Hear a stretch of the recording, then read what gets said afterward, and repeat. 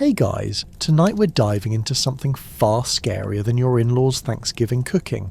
Victorian street medicine. Picture this.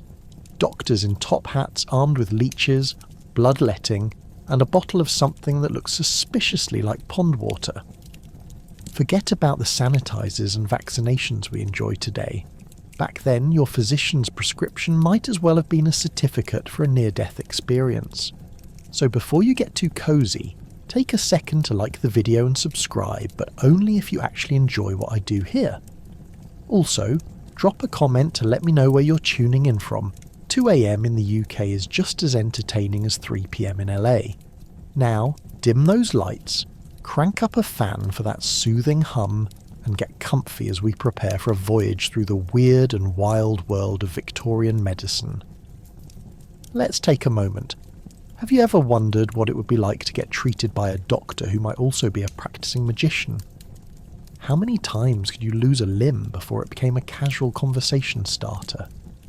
What kinds of bizarre cures might you encounter while waiting in a dimly lit, rickety office? Ever think about how holding your breath while getting bled could be considered medical advice? And finally, congratulations.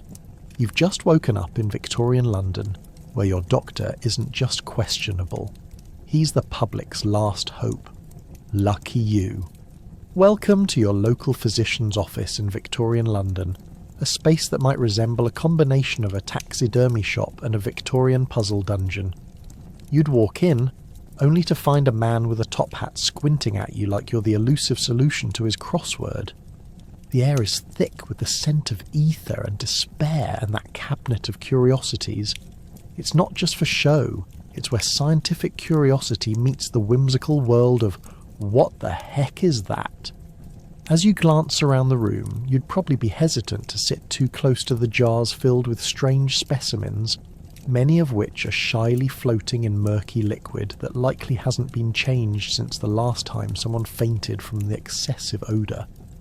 The doctor, whose qualifications are confirmed only by a questionable diploma hanging askew on the wall, resembles a Victorian magician, though instead of pulling rabbits from hats, he has a penchant for pulling ailments from his patients with little more than a charming smile and a leech. What seems to be the problem, he asks, his eyes glinting with the optimism of a man who knows he might just send you home with more issues than you walked in with, and for that extra touch of drama, he's ready to make a show of it.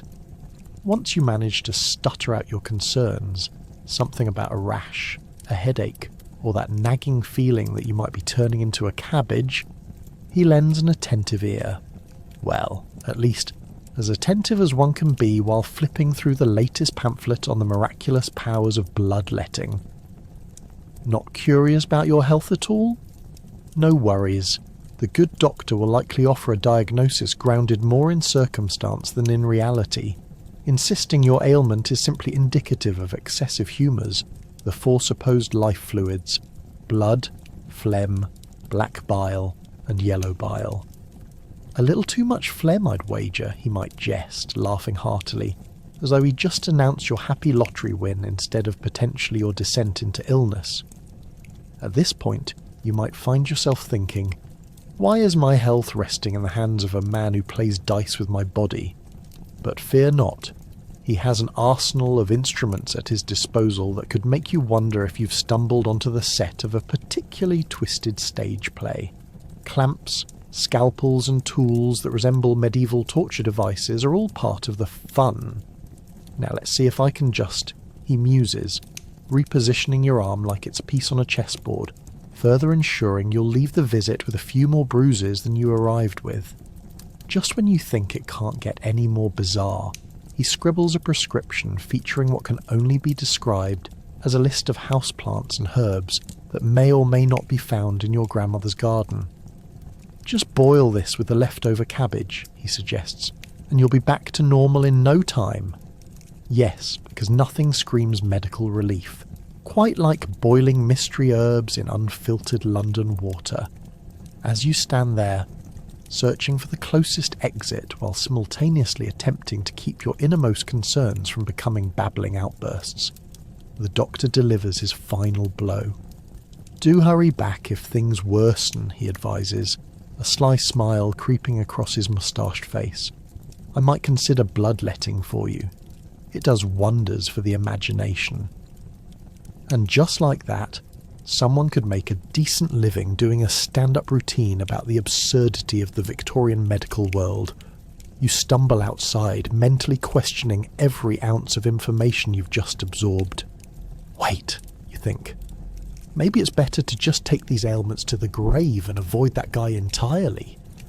With a final shudder, you glance at the doctor, waving cheerfully from his unpredictable lair. The cabinet of creepy curiosities now looming large in your memory, merging with doubts about his credibility. Welcome to Victorian medicine, where the hysteria is only rivaled by the pure absurdity of how a cracked tooth is treated as gravely as the plague itself.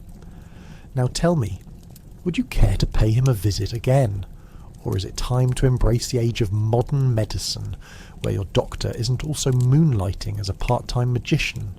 Ah, leeches, those lovely little worms that seem intent on grabbing your blood as if it were the hottest item at a Victorian flea market. These slimy friend stealers were considered the magic solution for everything, with more medicinal uses than you have socks. You're not just feeling an illness.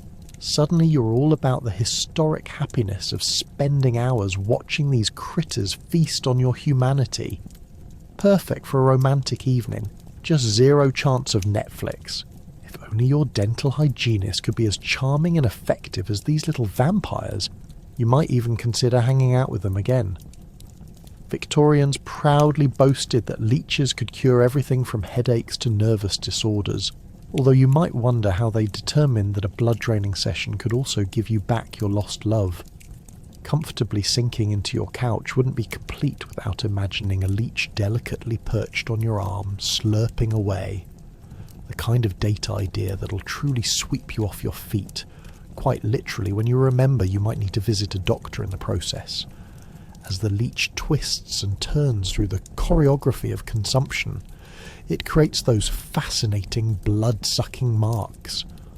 Who knew that blemishes could work two ways at once?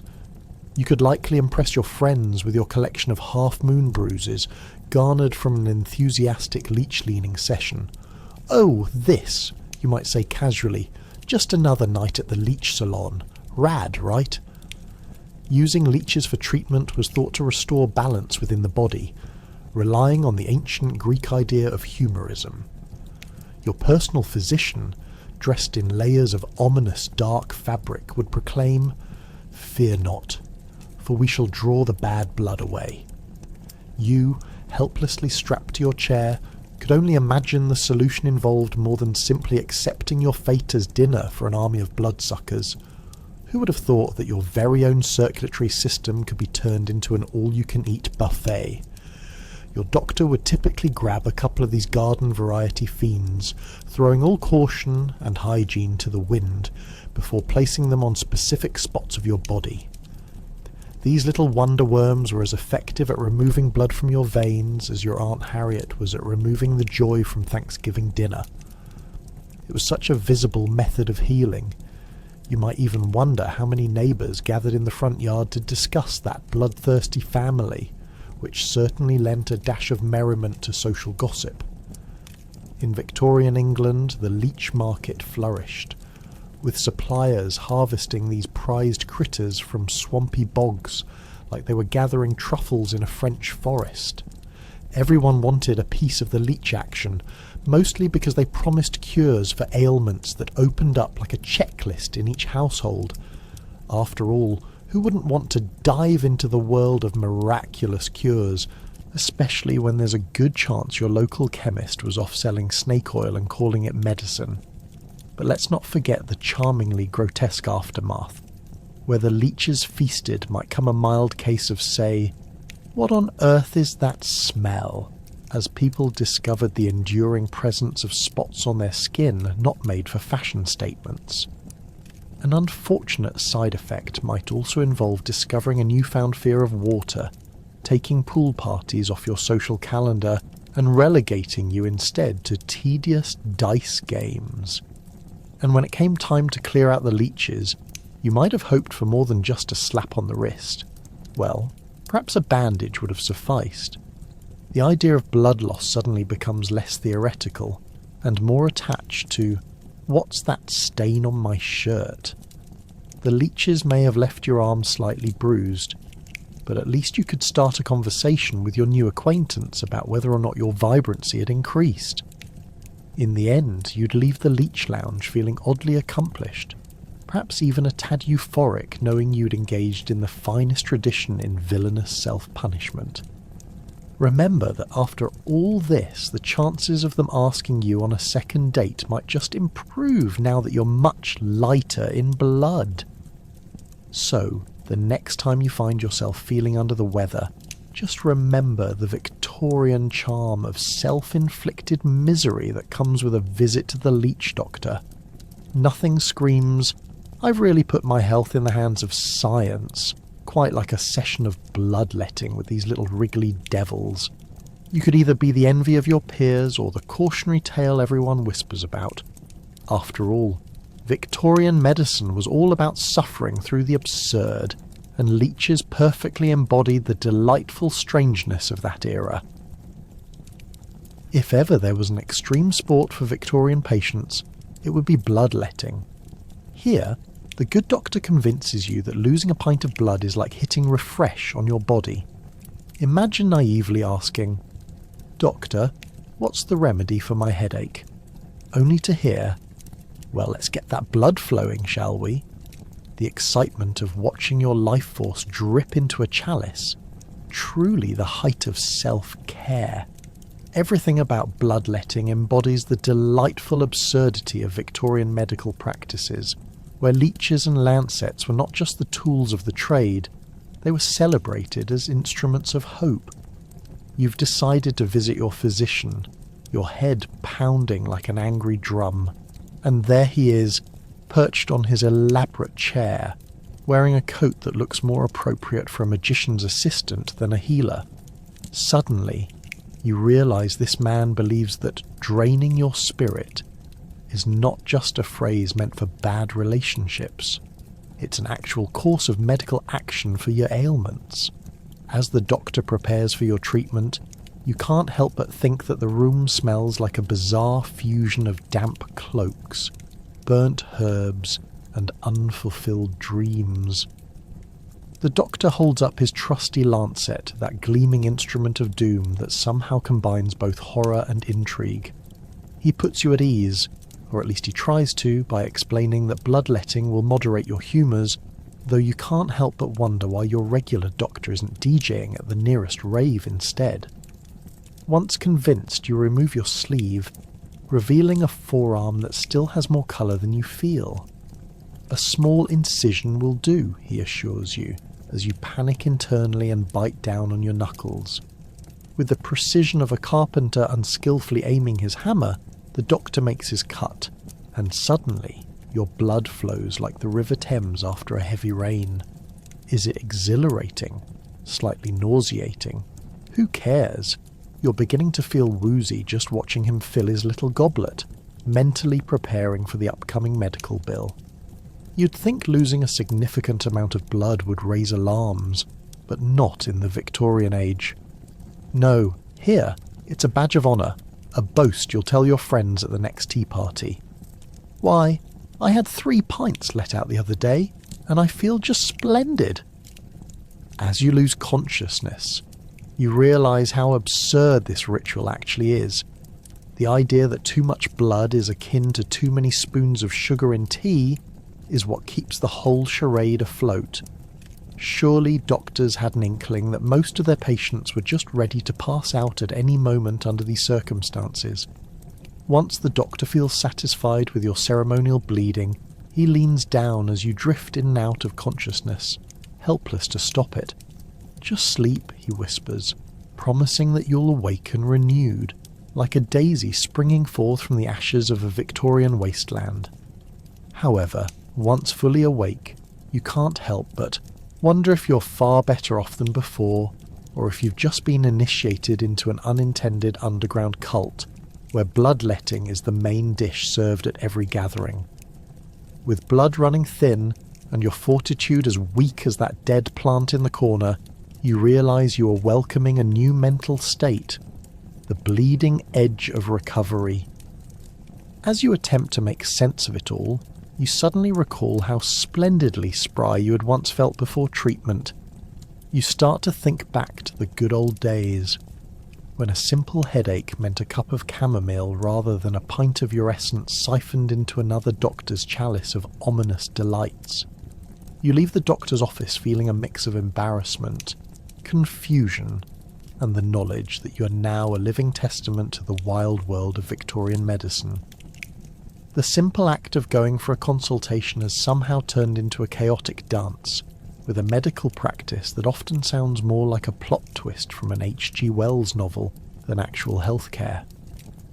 And as you wander through the fog-filled streets of London, clutching your bandaged arm, you know this won't be the last time you question the sanity of your doctor. After all, in the thrilling theme park ride of medicine known as the Victorian Age, who wouldn't sign up for one more bloody round of amusement? Ladies and gentlemen, welcome to a world where your doctor might just send your aches packing, 1 pint at a time. Step right up for your refreshing dose of pond water, a delicacy that will make you question every cup of herbal tea you've ever sipped. What do you mean you can't drink that murky potion concocted by the doctor, who probably used it as a foot soak? Not only does it promise to cure your ailments, but it'll also leave you guessing if you might participate in an extended friendship with the pond algae. Ah yes, the Victorian fascination with all things natural, especially when those natural selections sometimes echoed the local swamp. When folks weren't guzzling down pints of ale like it was water, because honestly it well could have been, they were turning to the neighbourhood pond, the universal fountain of health, and absolutely questionable hygiene. It's charming, isn't it? Imagine strolling to an idyllic locale, parched and weary, where the rippling surface mirrors the tears of countless past victims of bad advice and miscalculated faith in nature.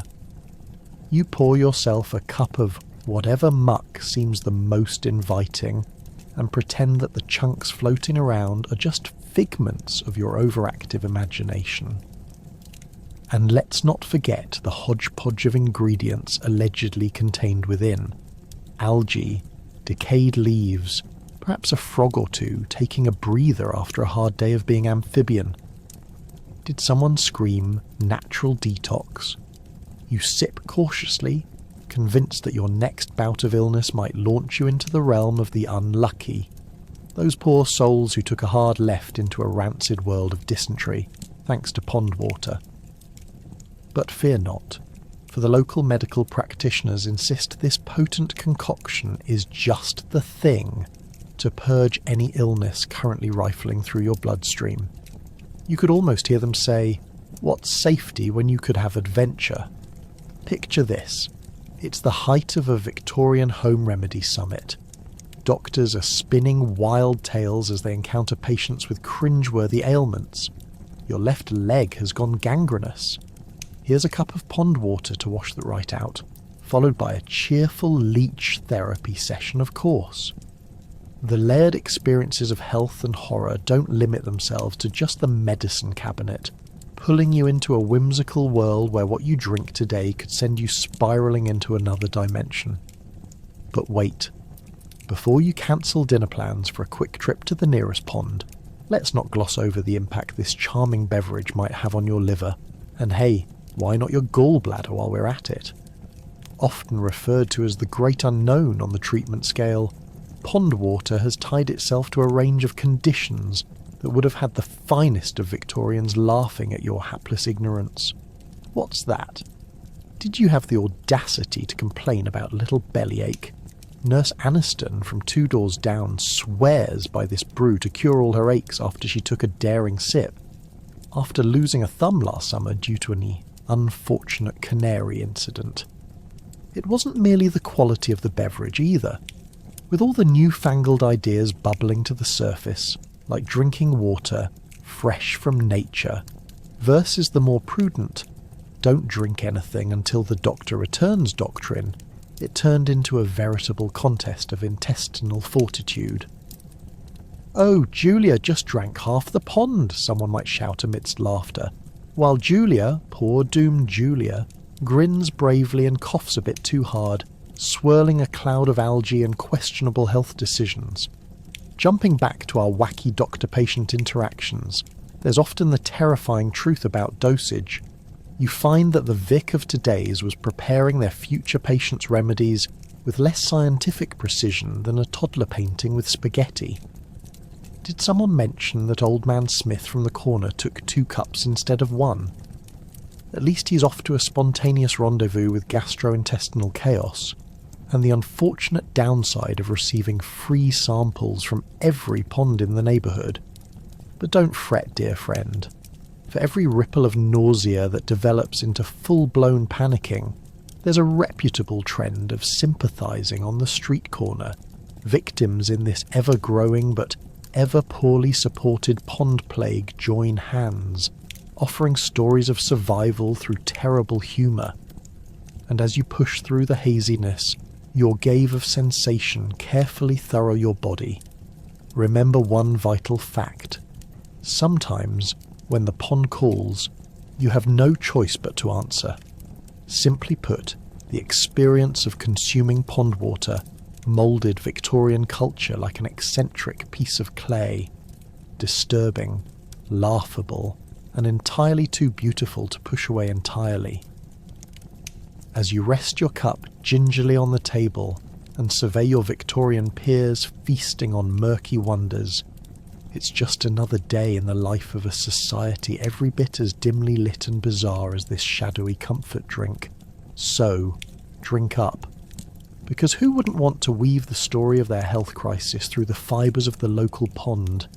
After all, next time anyone asks about your taste in beverages, you could always retort, "I prefer the natural rustic flavour of existential dread with a hint of algae." It's what Victorian life is all about, right? Cheers! Welcome to the apothecary, part grocery store, part mystical cave of very questionable remedies. You could find anything from powdered rhino horn to the soothing scent of lavender, along with a certain degree of unintentional danger. With the charm of a cheeky fairy godmother, the apothecary promises enchanted cures, or at least a trip to the nearest toilet. Picture this charming establishment, dusty jars lining the walls, filled to the brim with unlabelled herbs that look suspiciously like the kind of thing you'd sweep out from under a very old couch. An eerie ambience fills the air, where the only thing clearer than the iced tea made of questionable brochial expectations are the layers of dust accumulated over years. As you step inside, a tinkling bell announces your entry, followed by a cloud of some suspiciously herbal scent that kicks in your respiratory distress like you're inhaling a field of daisies and possibly poison ivy. It's comforting and terrifying, much like a roller coaster designed by a medieval botanist during a fever dream. The apothecary attendant, let's call her Alice, the witchy herbalist and half-hearted psychic, greets you with a smile that'll make you question if her past life included a side gig as a cauldron-stirring extra in a fairy tale. She has a cosy witchy scarf that likely doubles as a storage compartment for her most prized secrets. "Looking for something to soothe that pesky headache?" she asks, as you grab a jar full of fermented spider legs to test what they could do for you. This here is called mighty mucilage. It'll clear you right up. Sounds like a fancy name for something that went wrong during an alchemist's lunch. Should you trust it? You try to imagine how it would play out. "I swear, officer, it's the herb's fault I turned green overnight."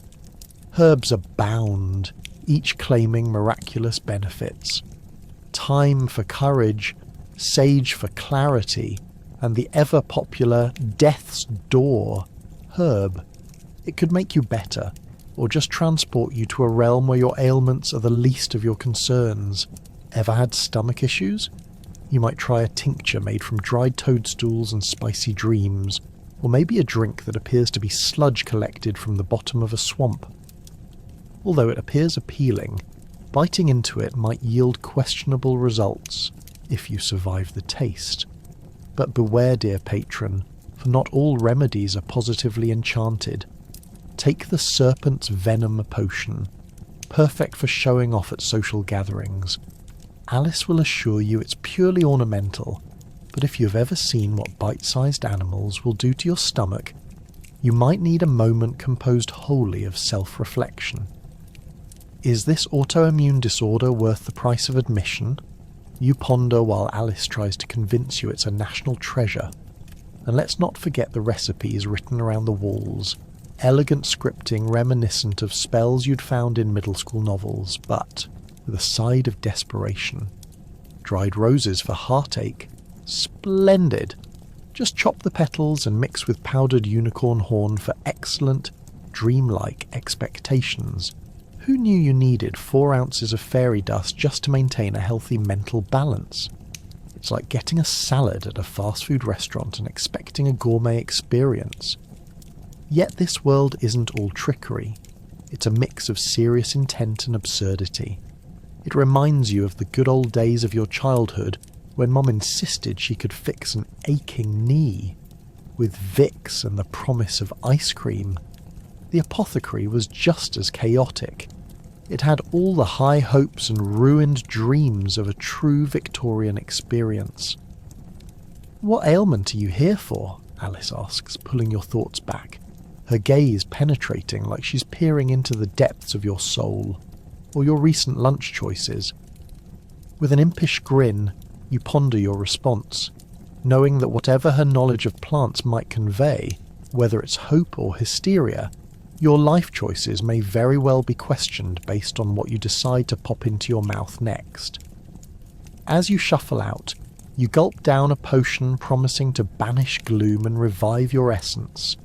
At worst, you might just end up in the company of a wandering bard, but at best, who knows?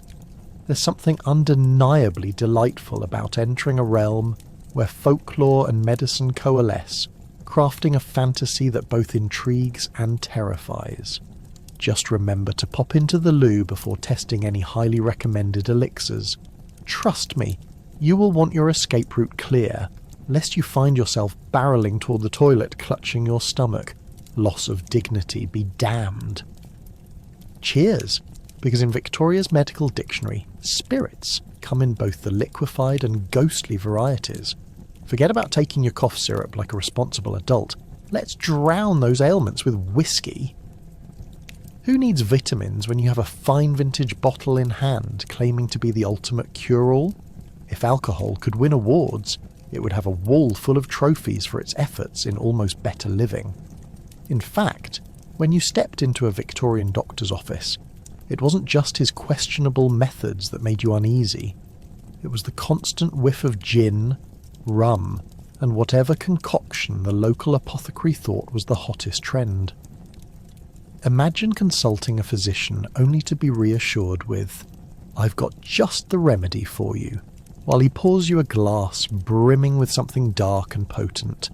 "This, my good friend, will cure what ails you." Cracked ribs, a shot of brandy, childbirth pains, try a hearty swig of rum. It was like their version of "Nurse, I need a drink," found at the bottom of a tumbler. Moreover, alcohol was often considered safer than the filthy water most people had access to. For the Victorian, a pint of ale was practically a health drink, a bubbly endorsement of survival that felt comforting, if not slightly insane.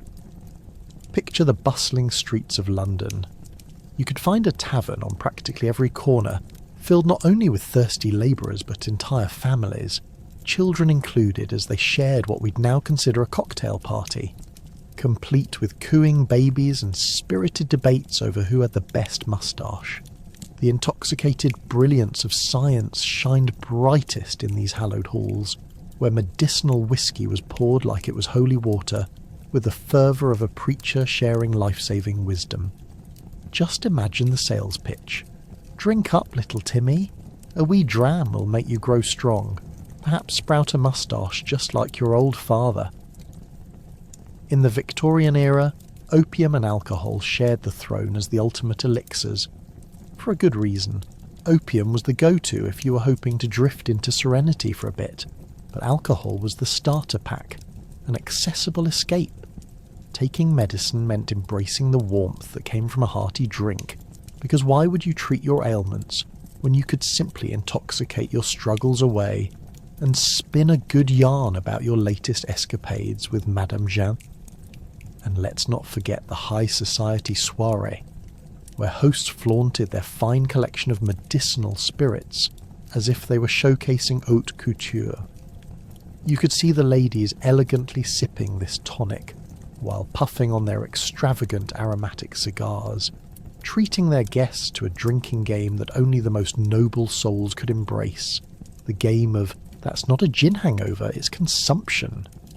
The higher up you climbed in social circles, the less likely anyone would bat an eye at your morning cocktail. Of course, drunkenness came with its own issues. Walk into any tavern, and you'd see many a gentleman drowning his sorrows, or better yet, curing whatever was plaguing him, whether it was a backache or a bitter separation from his latest girlfriend. And there they would be, awkward conversations bubbling up between fits of laughter and swigs of whiskey. Surely, he exclaims, the stout I drink has curing properties. Little did they know, the only cure would be waking up with a headache hard enough to warrant a visit to the very doctor they were trying to escape. The effect of this boozy remedy spilled over into everyday life, stretching from urban taverns to rural cottages. Even children would be handed a medicinal pint of beer to calm their nerves or soothe their moments of hyperactivity. As it turns out, making sure your youngsters kept quiet at dinner was both a social and medical necessity. Just what every parent dreams of, having pint-sized versions of basically drunks at family gatherings. And after all this, what's the takeaway from this era of spirited health? Simply put, in the grand tapestry of human experience, it turns out that if you're crafting a life filled with both hilarity and bodily misgivings, there's always an excuse for a toast. Whether it's gin or rum providing the liquid courage to face Victorian maladies, these spirits leave an indelible mark on history. You may think about bringing a bottle to the next dinner party, but only if you want it to end in chaos. After all, nothing says society like a room full of somewhat conscious individuals swirling in potentially dangerous cocktails of history and hilarity. Cheers to your health. Just maybe swap that whiskey for actual vitamins next time. Chloroform, the showstopper of the Victorian medical era and an aromatic leap into unconsciousness. Whether you're a patient who just wants a tooth pulled or an adventurous soul keen on a quick nap, breathing this fragrant concoction was seen as a stellar solution to any ailment, until you remember the rumour about waking up without your wallet. Yes, chloroform was pitched as a miracle cure for everything from headaches to the common cold, because who wouldn't want to feign life-threatening ailments just to catch a few Z's? Picture this. You stroll into the doctor's office, high hopes in your heart and perhaps a toothache in your jaw. The friendly doctor smiles, a twinkle of charm in his eye befitting a carnival barker. He senses your unease, and without missing a beat, he presents you with a towel soaked in chloroform. Just inhale deeply, he says, and all your worries, along with that pesky tooth, will disappear quicker than a magician's assistant in a puff of smoke. The velvet-voiced physician assures you that you'll drift off into a deep, comforting slumber while he performs the dental extraction. You're really just hoping he won't perform the world's first tooth extraction, while also attempting to impress you with his juggling skills, or worse, his amateur magic tricks. But before you succumb to the sweet scent of ether-like dreams, let's chat a bit about the scientific backing, or lack thereof, behind this designer sedative. At the time, chloroform was revered as a wonder drug, and quickly gained popularity in operating rooms and dentist offices everywhere, largely because it was brilliantly promoted as a simpler and more effective alternative to the barbaric methods of bloodletting and spirit-bringing methods. However, This new toothy potion had side effects that were about as pleasant as chewing on cardboard, primarily the fact that it could easily knock you out for good. Imagine your pals throwing a lavish soiree, complete with a chloroform cocktail. Who doesn't want to mingle with unconscious friends? Most likely the atmosphere would resemble a poorly organised campus party, with everyone slumped over, face down in the punch bowl, yet miraculously alive to share tales of woe about their teeth. Who knew a simple visit to the dentist could turn into an impromptu game of guess who will have the better survival story? Speaking of survival, the doctors of the day heralded chloroform as an ecstatic breakthrough, while simultaneously confusing it with potion making. Real doctors knew inhaling chloroform was less about healing and more about risking potential side effects akin to licking a lightning rod. You see, many reported waking up not just without their valuables, but with the distinct sensation of hovering between life and the great beyond. Kind of like a poor man's heartwarming journey through a surrealist painting. And those poor souls who failed to come back from the other end of consciousness had no shortage of tragic fame. One unlucky fellow met his demise while attempting to demonstrate the grand benefits of something called alternative healing. His friends were probably left wondering if the promotion of chloroform to their buddy's grave was just another prank or a telling tribute to the medical whims of Victorian whimsies. As with all good things, like cakes of the finest stale bread or medicine served with a side of pig droppings, there were more mishaps lurking in the shadows. Certain scientists, bless their hearts, theorised that chloroform could also be employed for an evening of revelry. Just a few whiffs while sipping brandy might elevate your spirits to levels unheard of, registering somewhere between divinely inspired genius and I can't feel my toes.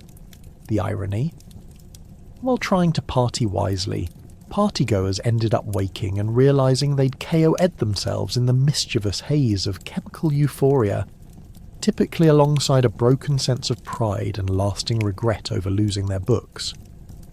Yet, even as the laughter echoes through the hazy confines of history, we have to admit that subduing your anxiety with a dash of borrowed chemicals is definitely not medically advisable. Maybe it's best to leave chloroform to history, where, like so many medical oddities, it will forever rest light-headed but eternally misunderstood.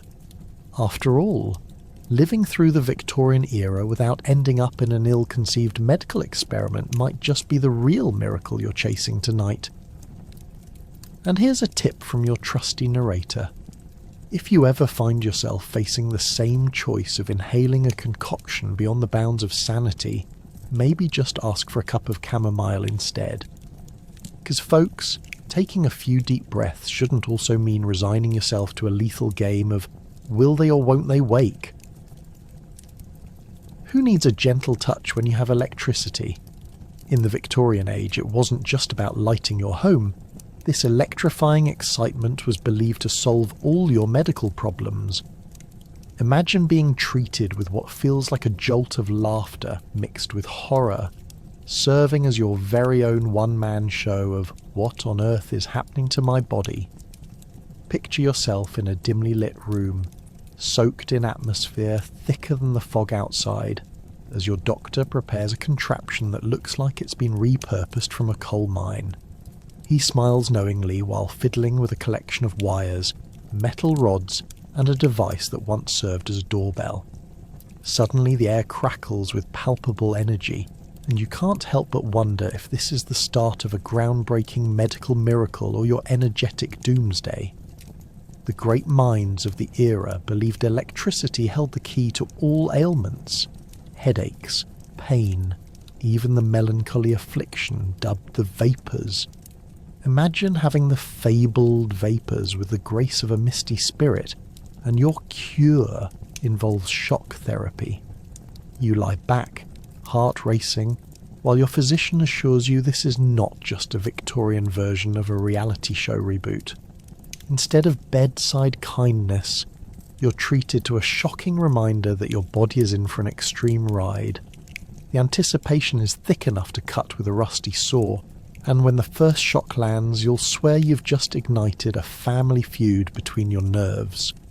These treatments could come in various forms, such as medical batteries that promise to charge you back to health, giving you an experience that feels more like inserting a quarter into a carnival game, or perhaps a Faradic machine, a device that gently stimulates your muscles, if by gently you mean making you look like you're vigorously trying to tango without a partner. So unless you've always fancied yourself as an electric eel, you might have some reservations before signing up for this electrified joyride. Not to mention, these shock treatments came with peculiar side effects. You could bounce back from nervous exhaustion, or, if you're unlucky, discover that pleasure and discomfort can coexist. Friends would chuckle and tease, commenting on how your newest dance skills might be a great spectacle at the town fair, earning you the nickname the Shocking Sensation.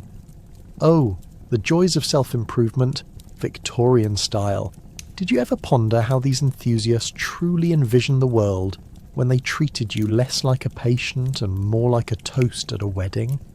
The quest for using electricity as a healing tool elicits both admiration and concern from modern viewpoints. Back in those days, it was a circus of aspirations combined with questionable ethics. Patients would often be treated to this sensational and experimental therapy, while doctors tried to convince onlookers that their machines could barely hold a slight risk, except, of course, for a thud of electrical shock, and between the scientific community gossiping about the latest miracle device at dinner or the local pub, one must wonder if we could ever plug into the absurdity of it all without skimming over our common sense.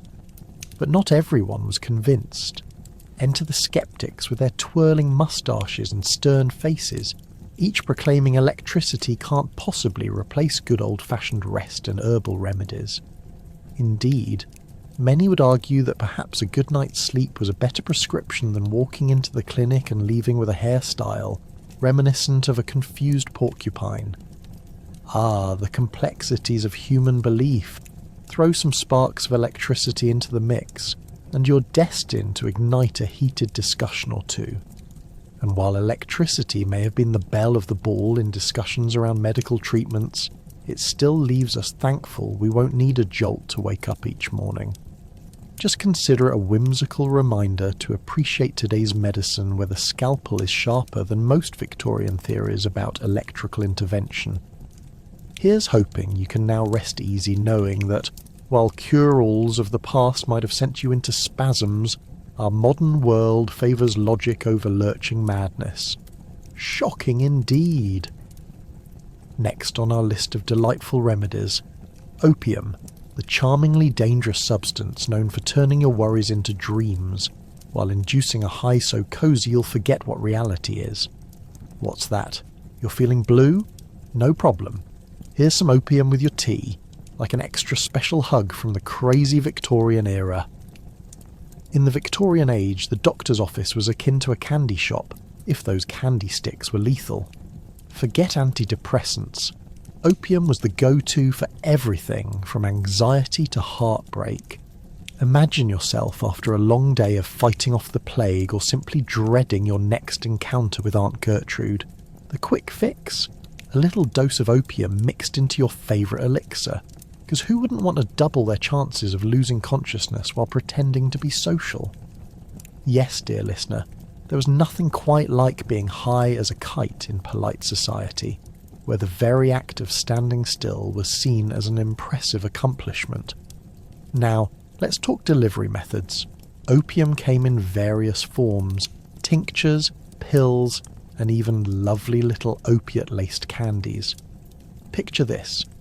You reach for a sweet, creamy candy labelled restorative, and find yourself floating on fluffy clouds of sugary bliss, about to embrace the decidedly less drab version of reality. Of course, you could also find yourself face to face with your old pal, forgetting where you parked your consciousness. If you thought losing your keys was bad, try waking up to discover you've been chatting with a lamp for the past 3 hours. In Victorian England, people were delightfully unaware of the long-term consequences of their opium indulgences. Sure, you might have lost a week binging on these soothing sweeteners, but in return, your spirit was set free. After all, having your life reduced to a mere collection of dream states topped with legends of outlandish adventures was a pretty solid trade-off for coping with reality. It's like trading a cozy blanket for a flaming marshmallow. Suddenly, you're ousting yourself from the muck of life, if only for a moment, and let's be real, with side effects like mysteriously forgetting your own name. Who needed real-life drama? Let's transition now to the not-so-great side of opium. Yes, my dear listener, for every dreamy escape, there was a terrifying fall. As your opium habit deepened, the line between delight and disaster began to blur faster than a Victorian fog. The very elixir that brought euphoria could also send you tumbling down the rabbit hole of addiction. Your once cozy high would morph into a freight train of dependency you wish you'd never boarded. Instead of marvelling at the lovely wallpaper in your parlour, you'd be clawing at your limbs, wondering when the doctor last visited to refill your supply. Talk about a crash landing. Can you picture this tragic character at a dinner party, desperately fighting off the shakes while unable to share the shocking revelation that you two used to dream in harmonies? Now here you were, floating among the fancier set like some kind of haunted dream catcher, torn between the glories of Elysium and a fear of an early grave. An exquisite paradox ensues as you gaze longingly at that delicious plate of sandwiches, but instead turn to inhale ether in hopes of forgetting your own suffering. As word spread about the enchanting powers and lurking dangers of opium, the artistic souls of the time began to develop a peculiar relationship with this sticky syrup of indulgence. Writers and artists gallantly plunged into creative explorations fueled by opium. They'd sketch, write prose, or paint masterpieces from the depths of their hazy dreams, convinced that their art was a product of ineffable genius. In a way, it was. Just not the closest kind of genius anyone needed to identify on a business card. But let's not overlook the reality of withdrawal, which, let's just say, made braving the depths of the Victorian London sewer feel like a walk in the park. Those caught in the throes of opium withdrawal might have been better prepared to face the direst of plagues than to endure the cold turkey of leaving their opiate dreams behind. A daily existence transformed into a gritty nightmare. Not quite the happy ending one might hope for after a spine-tingling high. As the Victorian era rolled on, opium use and abuse became critically scrutinised in both medical circles and the public eye. Doctors began to recognise the dangers of prescribing this legal intoxicant with reckless abandon. It was not just about sweet dreams anymore. It became a fight against a monster made of fluffy clouds and deep disappointments, and many longed for daylight's return. So, while opium may have offered you a delightful escape through time and endless creativity, it danced around the precipice of dark realities, leaving many to ponder the toll of exposing themselves to comfy lies. So the next time you hear the phrase, "a little opium never hurt anyone," remind yourself of the charmingly dangerous opiate adventure that lurked right beneath the velvet surface, simply because, while it might take the edge off your reality, it could also yank you down a rabbit hole that even Alice wouldn't dare travel. Attention everyone, for just a penny you can buy the latest 19th century miracle cure that promises to heal even the most complex ailments, including your cranky neighbour.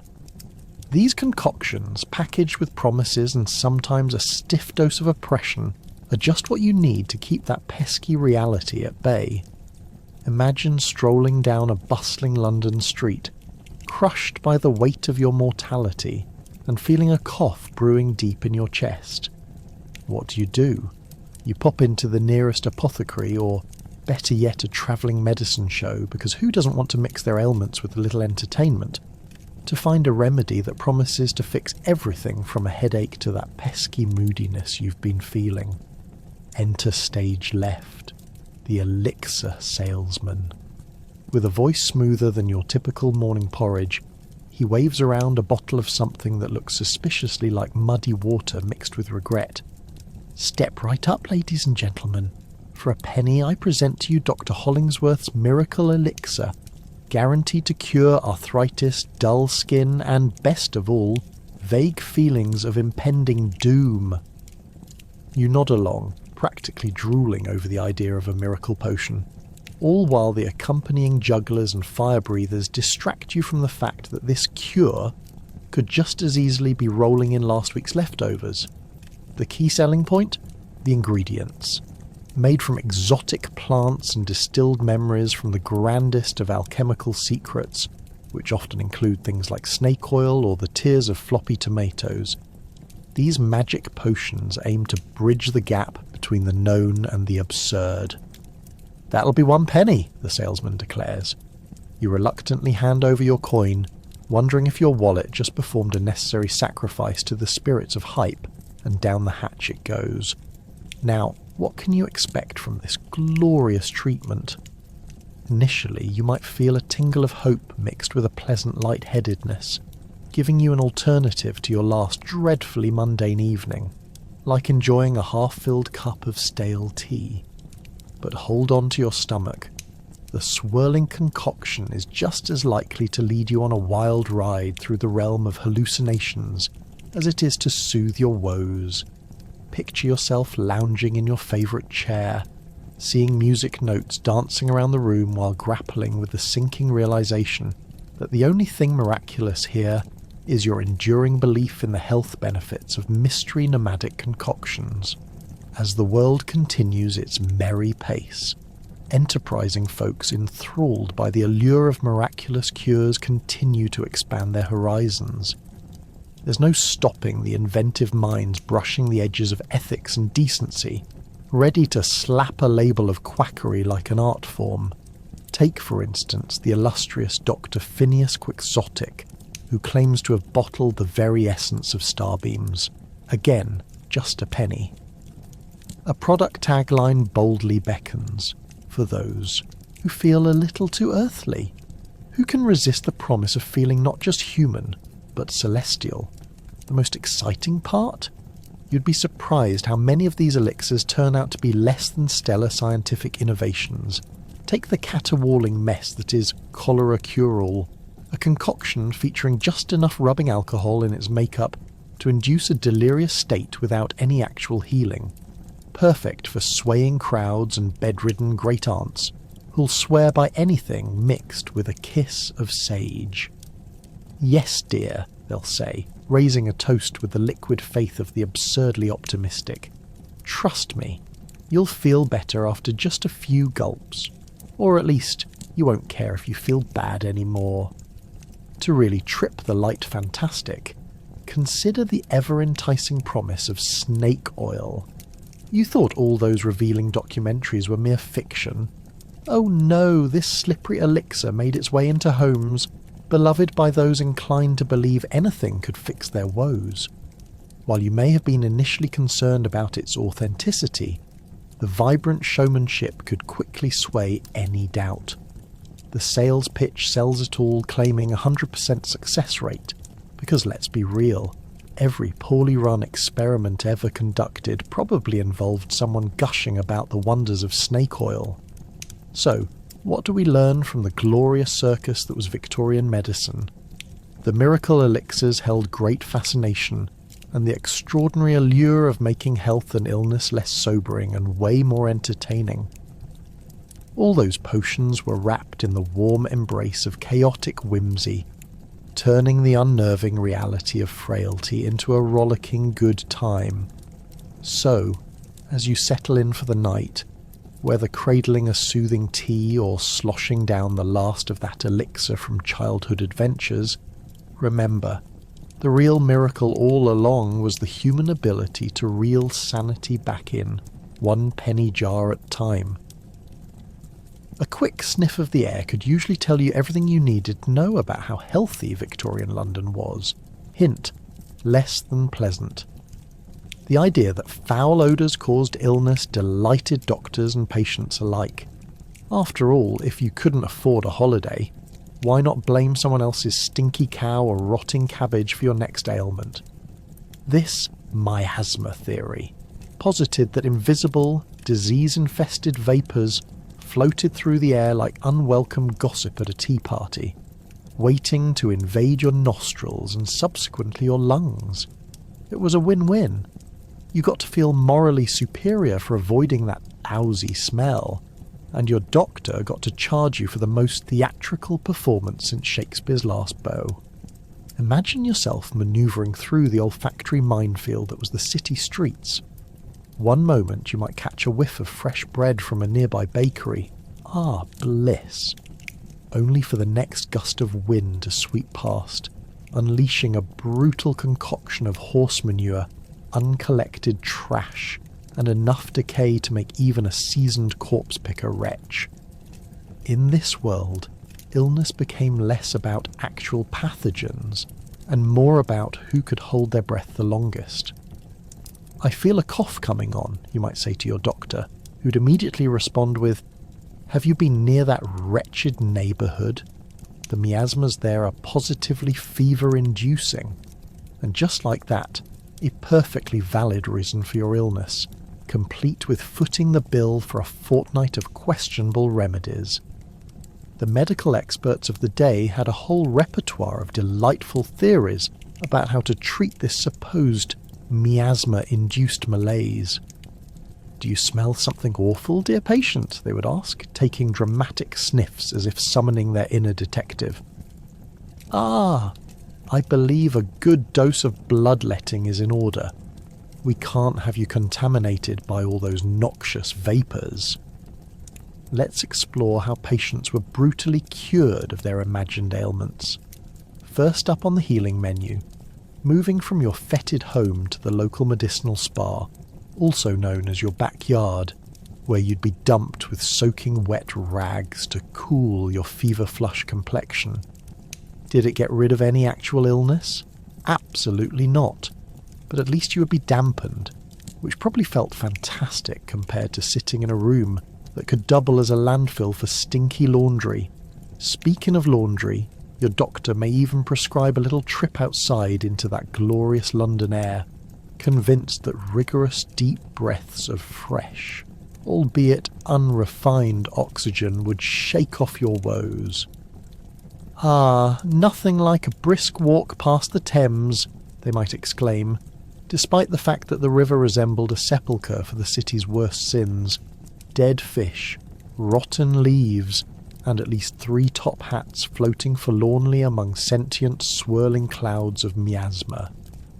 Getting your exercise could leave you feeling alive, or woefully gasping for breath while simultaneously dodging the sparkling remnants of last night's dinner. And let's not forget the elixirs. Far from the spirit of compassion, apothecaries seized the opportunity for a windfall with potions designed to balloon their own profits to cure the invisible enemy in the air. Not that most ingredients were strictly aimed at health.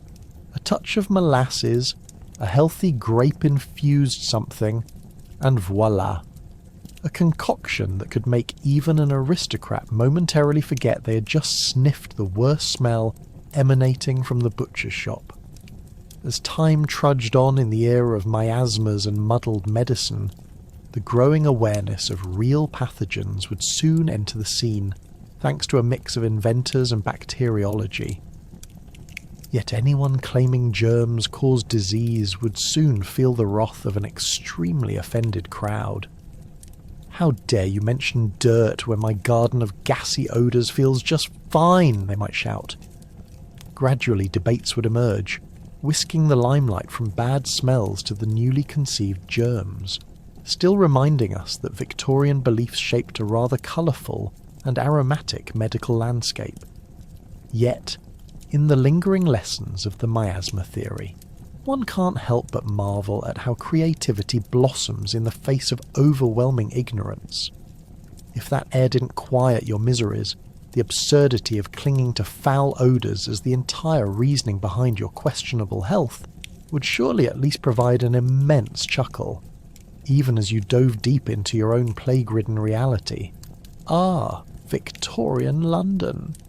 A city where the scents are as rich as the characters of its whimsical medical experimentations, forever reminding us that sometimes Arena of Medicine may as well have been a circus, and who doesn't love a good clown act? Oh, the fainting couch, the ultimate touch of Victorian flair. Have you had a rough day? Nothing alleviates stress like sprawling dramatically on velvet cushions. Sure, you'll only be pretending to swoon, but why miss a chance to bring your drama queen bigger than the London stage to life? A centrepiece in nearly every Victorian parlour, these luxurious pieces weren't just for resting.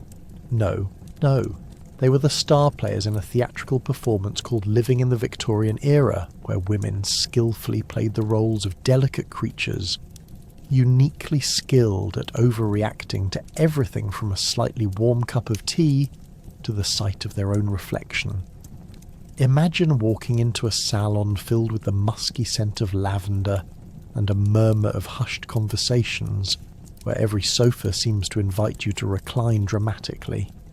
You might spot a group of ladies, their corseted waists squeezed tighter than a teacup in a toddler's hand, engaging in a riveting discussion about the most scandalous topic of the moment: who wore last winter's gown to church? Should a lady happen to catch the merest whiff of, let's say, scandalous gossip or even a rogue draught, she'd be ready to grapple with the nearest fainting couch like it was an Olympic event. With her hand pressed across her forehead and eyes fluttering more than the wings of a trapped butterfly, she'd slide down in slow motion, draping herself elegantly across her couch as if the very world had collapsed around her. And there you are, the brave soul nearby, inwardly rolling your eyes while outwardly pretending to be concerned.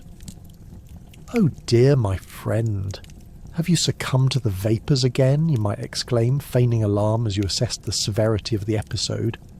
In Victorian culture, fainting was an art form, an opportunity to display your fashionable clothing while essentially bargaining for sympathy and attention, all under the guise of a mere swoon.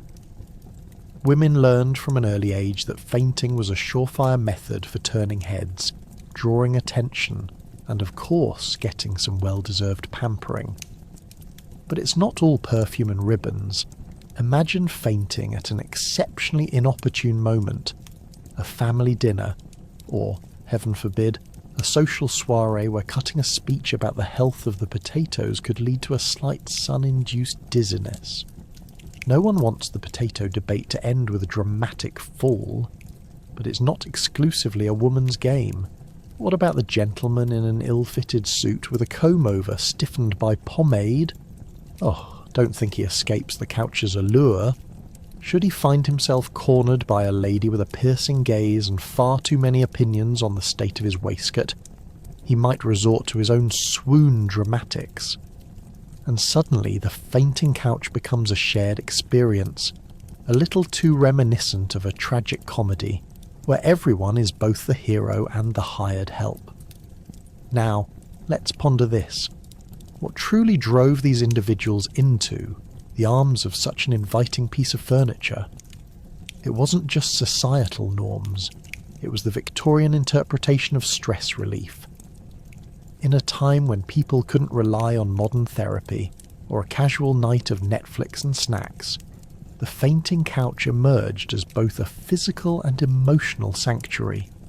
The act of collapsing onto the couch transformed an otherwise mundane moment into an extravagant production worthy of the finest theatre, a smooth transition from everyday life to the realm of drama. Of course, it wasn't all theatrics and tender moments of recovery. Victorian life was pressurised. There were diseases lurking around every corner: tuberculosis, cholera, and the ever-loathsome consumption were looking for their next unfortunate victim. Constant threat to health, combined with a never-ending cycle of societal performance, could lead to genuine moments of distress. Here, the fainting couch served a double function. The borderline theatrical cure for genuine maladies fits snugly into the broader narrative. So, whether you're swooning over a scandalous love letter or just trying to escape from an endless conversation about the benefits of powdered wigs, remember the fainting couch has your back, or more accurately, your fashionable crinoline-encased behind. It's a symbol of Victorian recovery, complete with all the ruffles, flourishes, and slightly alarming anxiety of an era that believed above all in the power of a good dramatic swoon. Now, if only someone would invent a couch that could also carry the weight of a little less pretense. But alas, even the best furniture has its limits. Welcome to surgery, where pain is the real protagonist, and the surgeon resembles someone who just walked off a dubious street. In the realm of no anesthesia and lots of improvisation, the surgeon will bring their good hands and great intentions, but how much they can save before you need to trade limbs is anyone's guess. Bonus points if you wake up with a charming new scar. Picture this. You're wheeled into the operating room, which is about as comforting as a catwalk for horror movies. Dimly lit, with only candlelight flickering in ominous tones, the air is scented with a curious mix of sweat, desperation, and... is that the faint aroma of something resembling burnt hair? The cosy ambience does wonders for your nerves, truly. If you're lucky, your surgeon will smile reassuringly, though the gold tooth glinting in the half-light feels more threatening than soothing. Don't worry, they assure you. This will be over in no time. What they don't mention is that no time could range anywhere from 5 minutes to 3 hours, depending on whether they find a rogue toe in that infected leg. You're probably expecting something along the lines of surgical precision, right? Wrong! The surgical tools look like they were borrowed from the nearest blacksmith. You spot a rusty saw that seems to be primarily used for making decorative shelves, not for healing the human body. The surgeon examines it closely, nodding as if it's a trusted friend. This will do just fine, they proclaim, waving it around like a performance artist on opening night. If you're a classic fatalist, you might even think, well, at least it's a good day for art. And here's some delightful news for you. Your surgery will take place without a single shot of whiskey, nor a gentle brush of ether to ease you into blissful unconsciousness. You'll be awake for the entire procedure, a willing participant in the primal dance of flesh and tool. As you lie there, the surgeon starts their work with enthusiastic chatter that belies the gruesome reality unfolding at the other end of the table. Just going to take a little look here, they chirp, as you prepare to meet your challenge, remaining calm as your body involuntarily betrays you by spazzing in response to the sharp metal slicing through skin. Congratulations! Your heart is now officially in direct competition with a jackhammer. Historically speaking, these medical marvels were often just skilled butchery artists, perfect for a butcher shop but woefully unqualified for a surgical theatre. Their main training involved observing other operations without a steady supply of brain cells. They'd crack open a cadaver at best, or sometimes drag a half-dead drunken patient off the street just to see how things worked. "Let's see if this one's lucky," you'd hear them joke, as they began with a flourish that would make a magician proud. And you'll realise quickly that lucky is also the operative word for anyone who manages to survive the surgeon's delicate touch. Once the bleeding begins, a shower of crimson that might lead to a modern art exhibit titled 57 Shades of Pain. You'll discover that each doctor comes equipped with their own signature technique for cauterization. You can choose between scalding hot poker or lit candle values of risk, because nothing screams modern medicine like a little fuego drama. Who needs sterile cotton balls when you can let the iron glow catch light?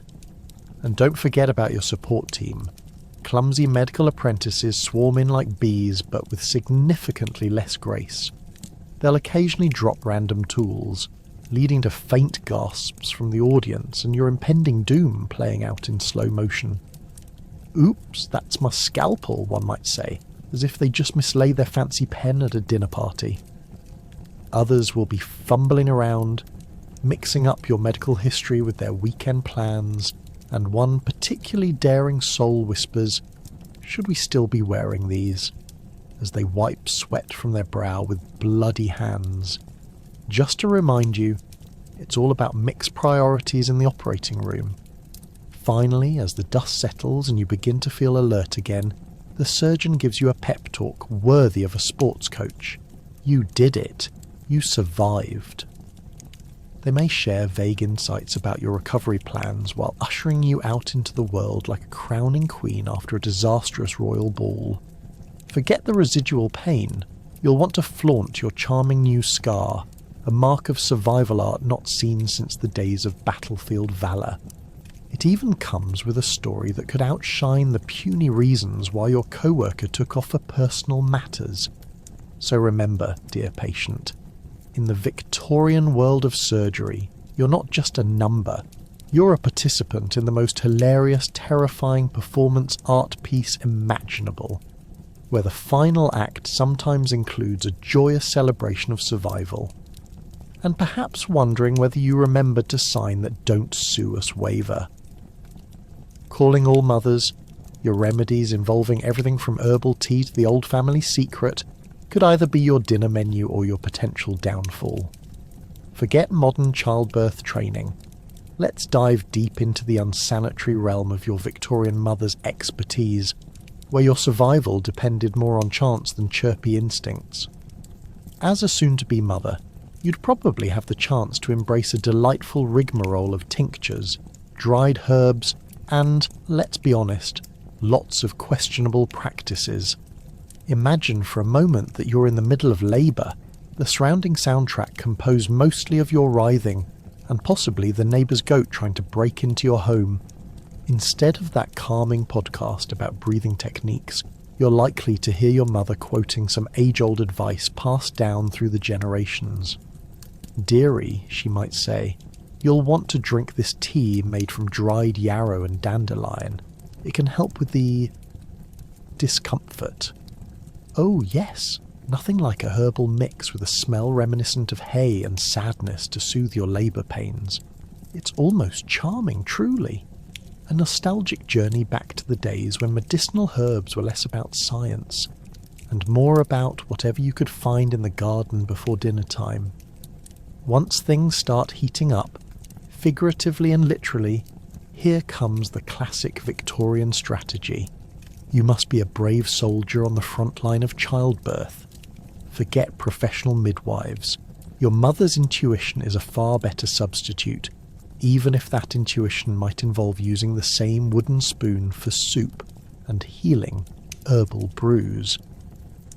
But we must admire the confidence as she wields that wooden spoon with the same enthusiasm unicorns reserve for gallivanting through enchanted forests. Now, don't even think about modern sanitation rules.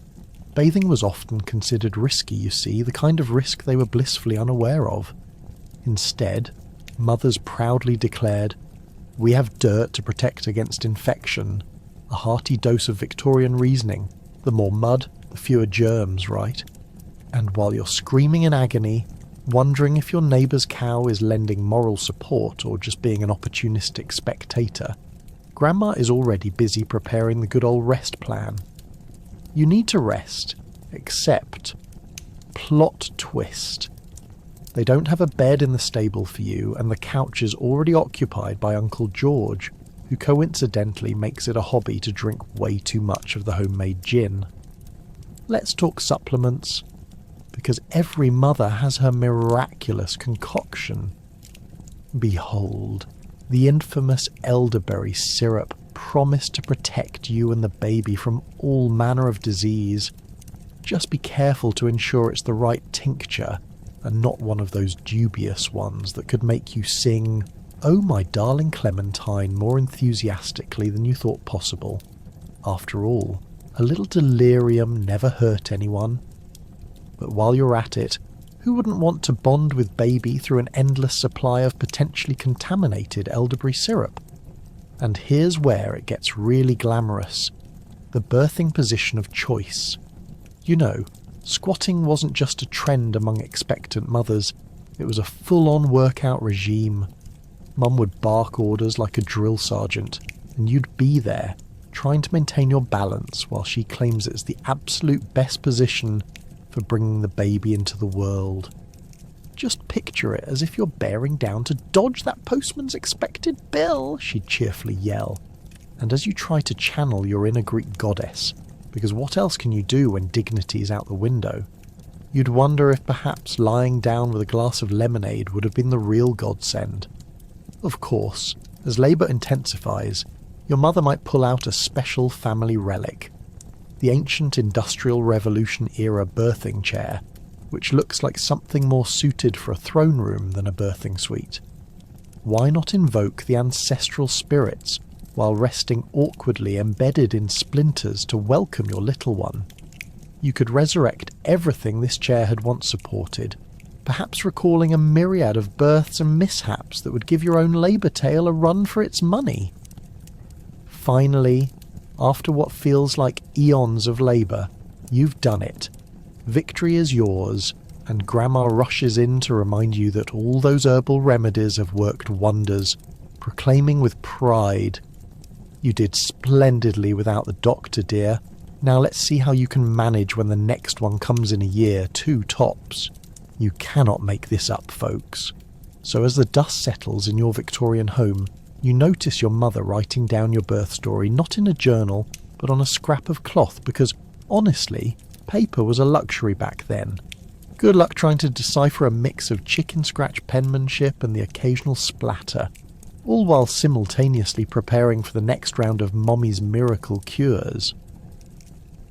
Imagine a toolbox filled with curiosities stranger than your dreams.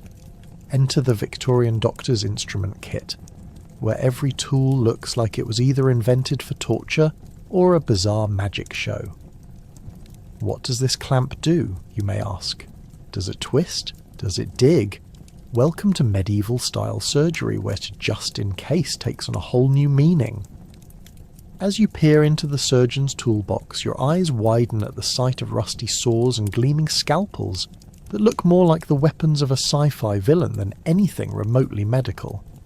Each tool carries an ominous look, whispering softly, "I promise this will hurt, right before you get better. Maybe." With a doctor's pride, and perhaps a side of insanity, they wield these instruments with the dexterity of a circus performer, ready to turn your simple ailment into a theatrical production that would leave any rational person fainting right out of their skin. Let's talk about the infamous trephine. This astounding contraption resembles something out of a twisted Christmas ornament factory, a circular saw designed to bore holes in the skull. Ever wondered what it feels like to have your brain exposed to the air like a well-cooked turkey? Well, in Victorian times, if the doctor wanted to relieve headaches, enlighten your spirits, or perhaps just do his best impersonation of a misguided artist, that was an option on the table. "Let's see if the problem's in here," they might say, casually drilling away. After all, who needs a CT scan when you have a trephine and a flair for drama?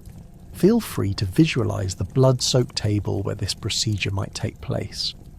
Picture the surgeon working diligently, chattering away about the weather while you hope for the sweet embrace of blissful unconsciousness.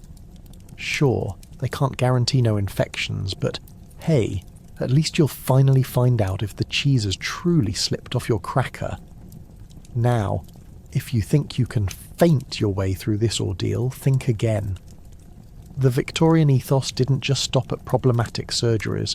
They believed in the cruder side of treatments that made even a seasoned ghost shiver with terror. Enter the amputating knife. With a glint that vaguely resembles a butcher's professional-grade weapon, you can rest assured this knife is only for the brave. As your body is mercilessly prepared for its departure of a troublesome limb, the doctor's gentle phrase, "You'll feel a pinch," becomes your very last ooh la la for the night. A cheerfully dismembering experience designed to read, Have you ever wanted to lose weight? This is your chance. And what if your condition requires a bit more finesse? Meet the curious contraption called the catheter. In this time period, it was a primitive metallic tube, a cringe-inducing prophecy that promised relief, and nothing but terror for any man whose dignity still clung stubbornly to life. Hold on to that hospital gurney, friends, because it's time to see how much of your pride you can squeeze through this funnel of shame. Not to be outdone, the bloodletting bowl, with its charmingly suspicious rim, awaits you and your eager ailments. Swirling with the delightful spectre of your own blood, this bowl is the perfect way to engage in the Victorian pastime of watching your life force swirl away like tea in a poorly designed teapot. Don't worry, the doctor insists they know exactly how much blood to take. How about just enough for you to need a nap? They wink as they prepare for the next round of your delightful experience. But don't fret. The Victorian medical world has an answer for everything, including getting your body ready for what can only be described as mildly horrific. With every tool that might provoke a shudder, healthcare professionals of the time maintained an air of accomplishment, as if they were preparing a gourmet meal rather than navigating the murky waters of life-threatening procedures. Imagine sitting in that quaint Victorian office, surrounded by instruments that could turn your stomach. Each jingle and jangle from the doctor's kit reveals the chaotic melodrama of medicine's sordid past. Just as you've reached a level of near panic, the doctor announces they have a new best friend in the form of a hot probe, leaving your heart racing, but for the wrong reasons. Onward, they say, adopting a battle cry characteristic of skepticism and misunderstanding. So the next time you cut your finger and reach for a band-aid, remember the trials endured in Victorian medical care. You might find solace in knowing that while contemporary healthcare isn't without its quirks, at least you won't need to think about being laid out on a table surrounded by tools that could double as props for a horror film. With your foot firmly planted in the now, raise a glass or two of your favourite beverage to toast the absurdities of the past. After all, you're doing much better, and your doctor doesn't wear a top hat, right? In a world dominated by masculinity, hold your applause for the women quietly chipping away at the barriers in medicine. Armed with little but determination and grim grit, these fierce ladies challenged a system designed to overlook their expertise, turning ladies' medical knowledge into an increasingly serious occupation, despite the overwhelming "no girls allowed" sentiment. Imagine a Victorian hospital where nurses, surely just an extension of the housekeeper, right, were tasked with the jarring responsibility of holding the sweaty hand of a feverish patient. As if that wasn't thrilling enough, they also had the exquisite pleasure of murmuring, "Don't worry, I'll take care of you," while dodging the occasional leech flying through the air like a tiny confused drone. Let's be honest, life as a female practitioner back then was like being trapped in a perpetual game of medical Monopoly. You know that chance card that tells you to advance to go? Spoiler alert, the only way to go was through the beaten path of hard-earned respect and suffocating societal expectations. So, what did these women do?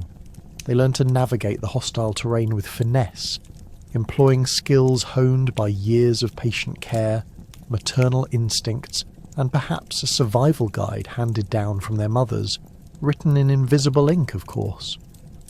Also, don't forget to picture the charming irony of the time, where women were encouraged to learn how to sew, cook and raise children, but promptly told that a medical career was better suited for men who had a penchant for gentlemen's clubs and cigars, while men dissected cadavers and argued about medical advancements over snifters of brandy.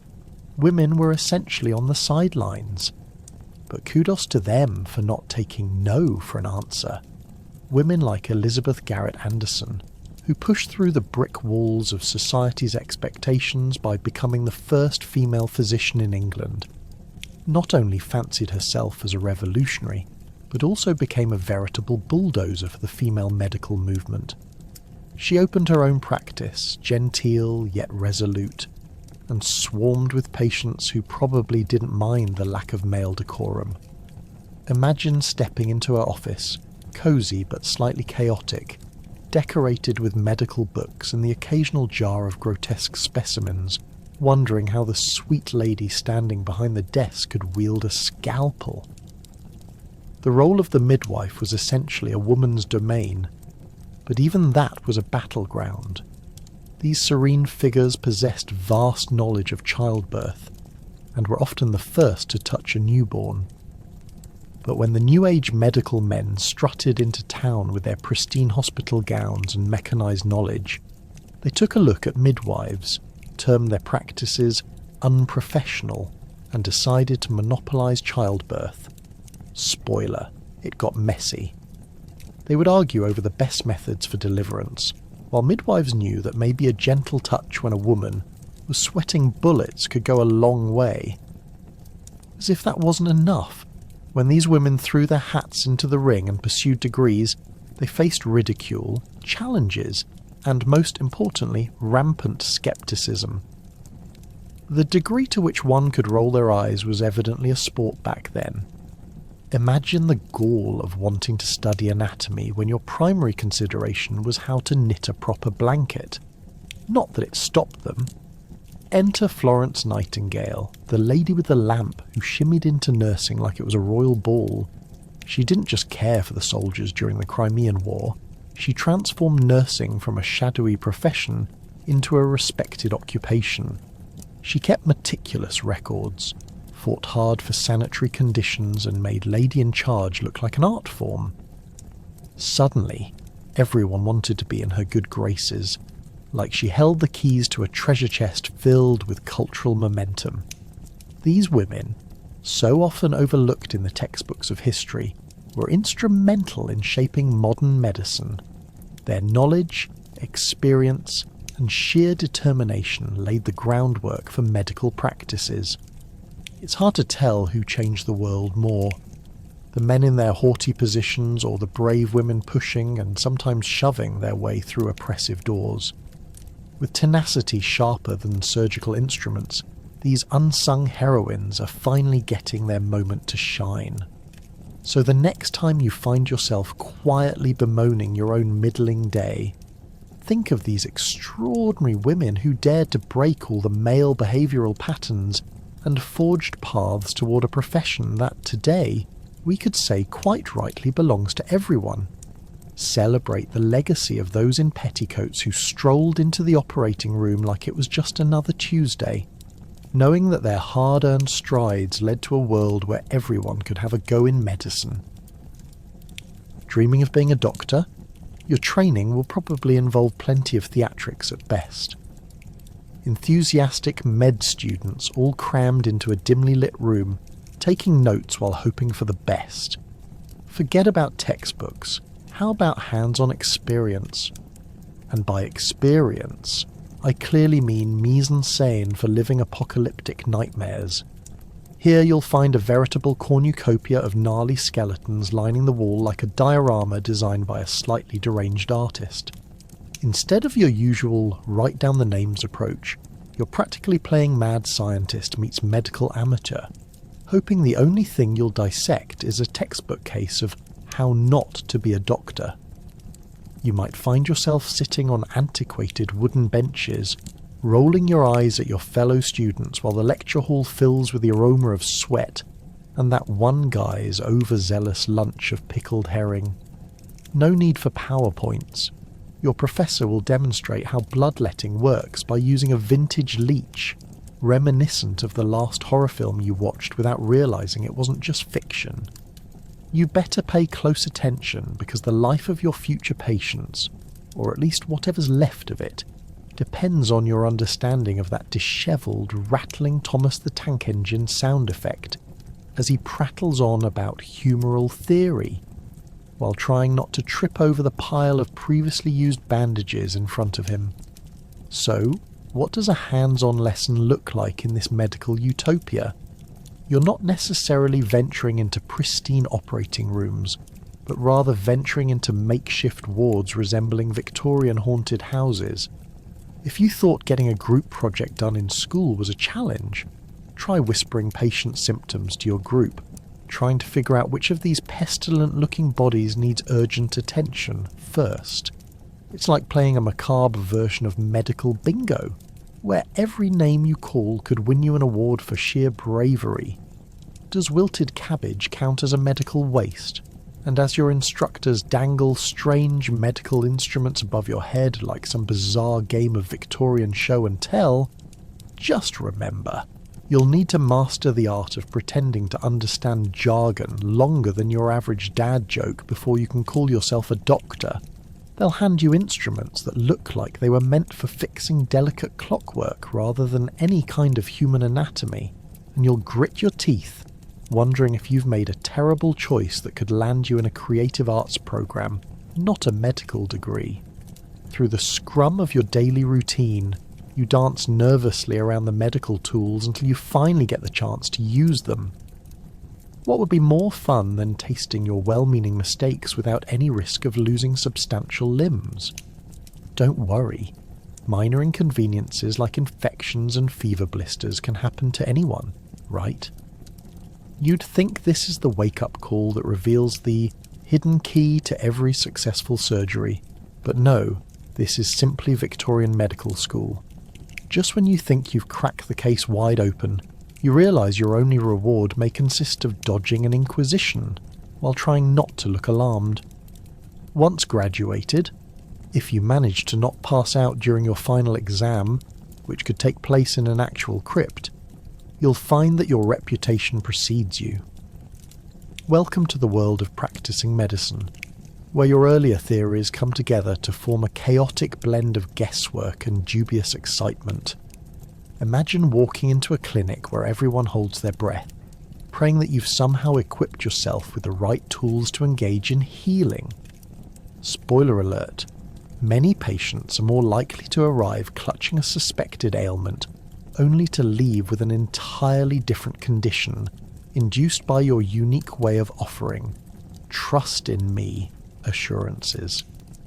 And then there's the delightful chaos of dealing with patients who've heard tales of miraculous cures from their neighbour's uncle's cousin. Vague symptoms become a new art form as they describe imaginary illnesses with a flourish. A masterpiece of half-facts and complete fabrications. Surely no future doctor could ever be ready for that. In a nutshell, your Victorian medical education is less about being noble and more about mastering a particular kind of boldness and a general attitude of, well, here goes nothing. You'll navigate through a maze of methods, therapies and paradoxes relentlessly. But don't worry, they say that it builds character. And as you slowly embrace the bizarre circus that is Victorian medicine, remember the golden rule: always keep a bottle of fainting salts close by in case you need to call it a night in a very professional way. You've survived medical school, sort of. Congratulations. The ever-present magnificence of hysteria, a captivating term used to paint any woman showing an emotion less than demure. It became the go-to diagnosis for the over-emotional. It's like winning a shiny engraved trophy for being a woman who knew your feelings could be categorised while you fainted into your beautiful Victorian pile of linens. The truth is, no matter how hard you try to navigate the oversized emotions of your existence, you probably find yourself sentenced to a life of hysterical label. If your husband forgot to pick up milk from the general store and you expressed your disappointment, hysteria. Feeling a little well poised while attending a dinner party, only to witness the local gossip parade, hysteria. Of course, your emotional range was supposedly no reflection of your livelihood, but evidence of just how out of control the weaker sex truly was.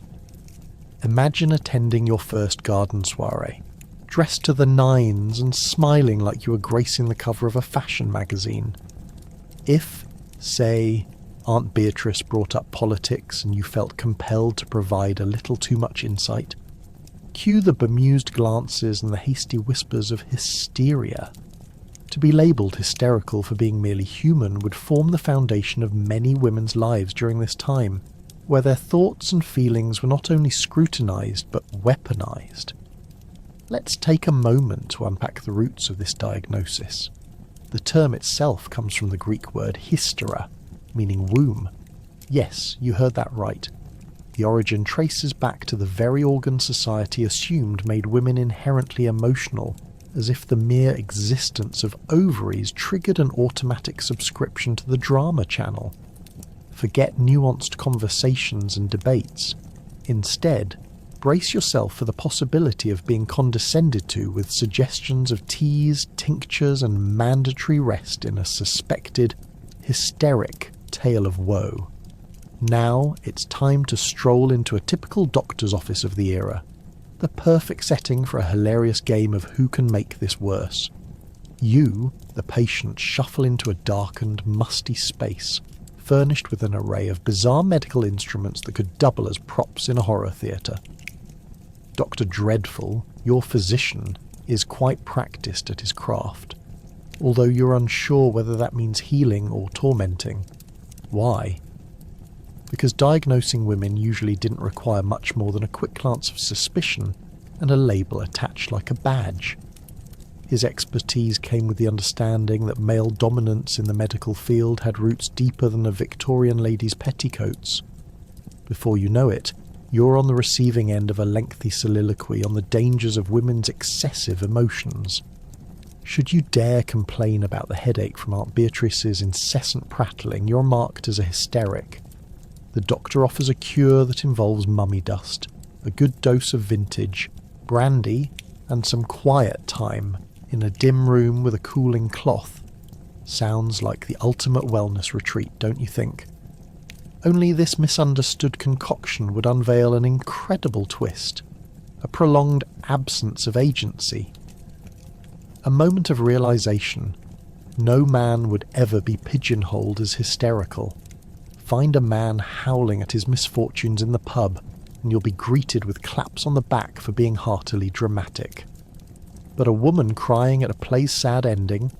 Well, she's stepping on a magical treadmill that guarantees her a ticket to a life of questionable assessments about what really lies beneath those tears, the very definition of hysteria. Now imagine the horror of reading the countless essays by male doctors convinced emotions were merely manifestations of a woman's inability to properly manage her womb. Sympathy flowed in abundance, but only for those who deemed themselves worthy of it, by a genetic coin flip that gifted them a penis. New practices began emerging in the field of medicine, all claiming to restore normal balance to the hysterical temperament, including bed rest and bizarre water therapy. Victorian women, while steamrolling over any listless notion of quiet acceptance, somehow remained mostly courageous warriors, proving that society's labels would never fully strip them of their identity. As whispers of hysteria swirled around like the fabric of a tattered skirt, they found clever ways to utilize their voices in letters, diaries, and secret gatherings. They embraced the diagnosis with dark, beautiful humour and learned to dance on the edge of propriety while unleashing creative expressions that echoed through centuries. So as you drift off thinking about their endurance, remember, those hysterical breakthroughs ultimately paved the way for the voices we celebrate today. What's the most intriguing part of your medical checkup? The fact that you can lie on the table totally alive while your doctor makes shapes and sounds out of your body, thinking everything's a possible life sign. In an age where checking for a pulse might be as complicated as obtaining a second-degree burn, your doctor could interpret your moans as good news. You might hear, a slight wheeze, very peculiar. I'll take that as a sign you're on the mend. Meanwhile, you're just wondering if you should be concerned that your chest now sounds like a malfunctioning accordion. As you lay there, the doctor dons his fur-lined coat and slaps on his rubber gloves, also known as his just-in-case armour. While we think modern medical instruments are alarming, the Victorian era had a unique approach. Let's picture it. A doctor, upon feeling your pulse, is more likely to immerse himself in philosophical musings rather than check for a heartbeat. Aha, a pulse, the heart's persistence. Maybe you'll live to see Tuesday. Just imagine the ordeal, feeling your throat while reciting sonnets and charging you for the privilege. Then comes the famous finger-to-the-throat diagnostic technique. Yes, the good doctor might just poke and prod his way around your neck while muttering medical jargon like some sort of sinister poetry. The slight pressure could come with a warning. Try not to wince too much. It's just a minor marker of mortality. The whole experience is reminiscent of your awkward uncle attempting to judge how spicy the wings are by, well, you get the idea. Very questionable methods and certainly zero care for socially acceptable personal space. Should you feel a moment of strangeness, your doctor wouldn't think twice before declaring it a lapse of good fortune. No, instead of panic over your twitching, possibly lifeless limbs, he might puff up his chest and say, "Don't worry, it's just the winds of change." You might even flatter yourself as he tells you that the symptoms of impending doom are all but an illusion. What a relief! "Tell me, dear patient," he'd say with an air of wisdom, "how many links to the next world have you felt today?" Then the doctor's introduction of auscultation comes into play. That's right, it's his fancy way of saying he'll place an ear to your chest. He'll do so with the cerulean delight of someone cracking open a difficult crossword puzzle. "I can hear your heart. It's beating, at least for now. Listen closely." And there you lie, tense and trying not to giggle as he twists and turns like a leaf caught in a gust of wind, trying to decipher your heartbeat, as if decoding a baby's first words. Who knew staying alive could be this amusing? But wait, there's more. At some point your doctor may pull out a stethoscope that appears to have been custom fitted for a walrus. The grotesque instrument makes its way to your chest as he declares, "This nifty contraption will tell me how much life you have left."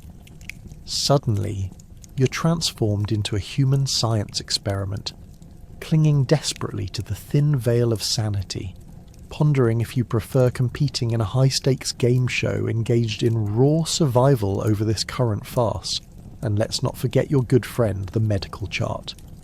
When the good doctor finally slows down and scribbles his invaluable findings, there's a mad rush akin to betting on a horse race.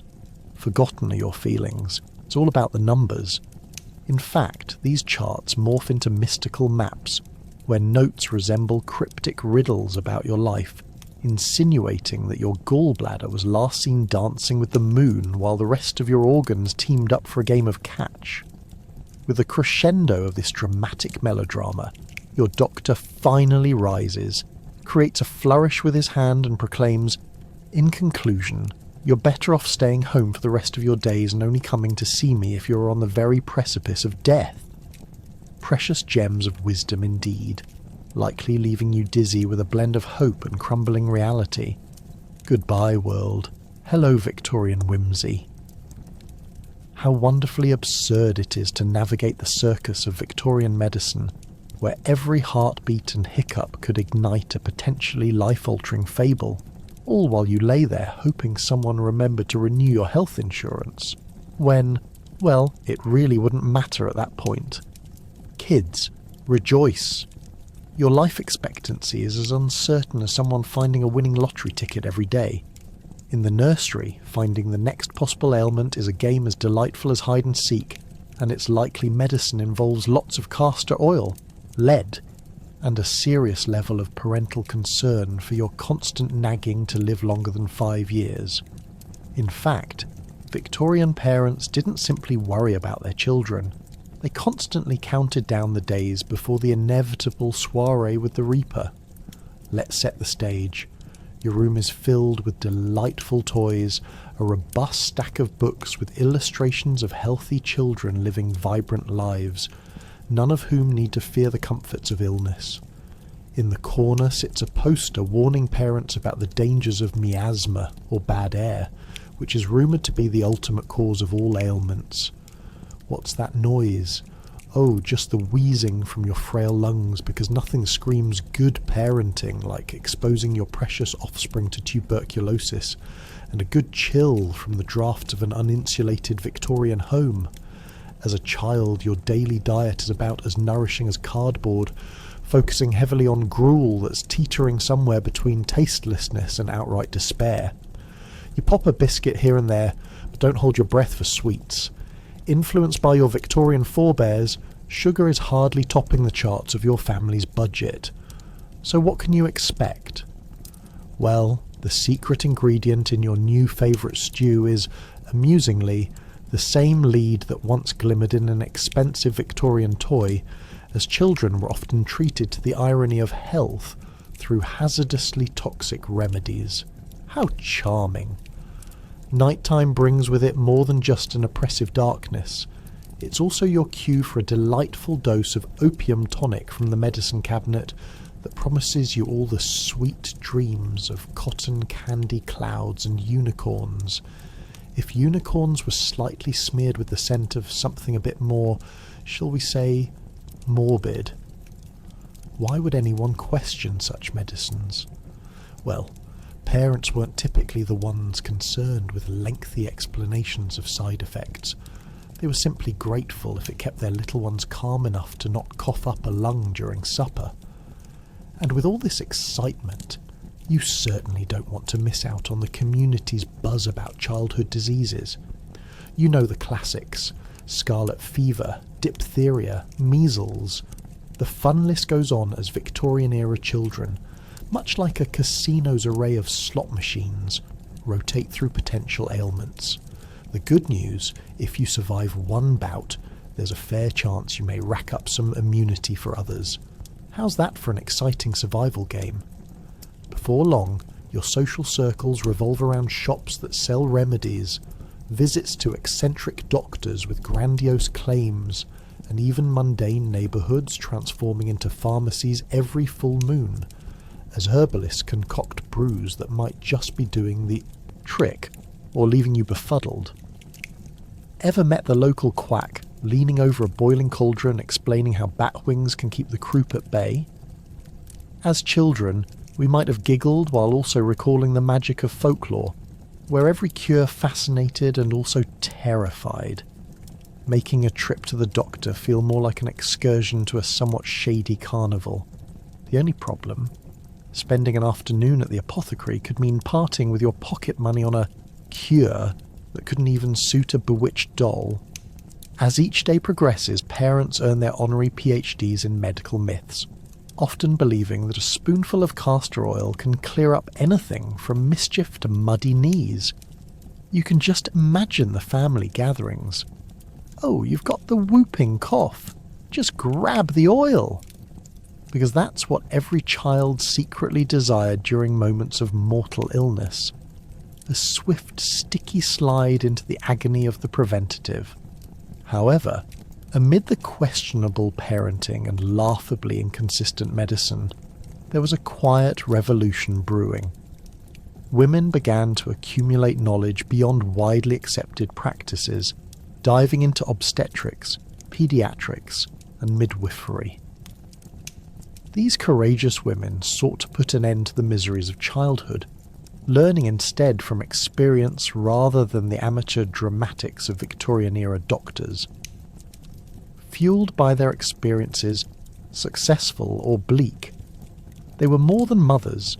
They became champions for their children, embarking on educational journeys to ensure every little one would receive proper care in a world that had so happily coined itself the dark ages of child medicine. So here you are, dear child, in a game of odds surrounded by solutions that glide between absurdity and practicality. Welcome to the world where lullabies meet survival tactics, and where every cough signals a new adventure. In these formative years, you will not only learn the art of disease dodging, but ultimately navigate the chaotic corridors of Victorian medical marvels, all while trying to figure out just why your little body seems to be under constant construction. But hey, despite it all, at least you'll be the one regaling future generations with the whimsical, albeit harrowing tales of survival that surely shape up to be far taller than you.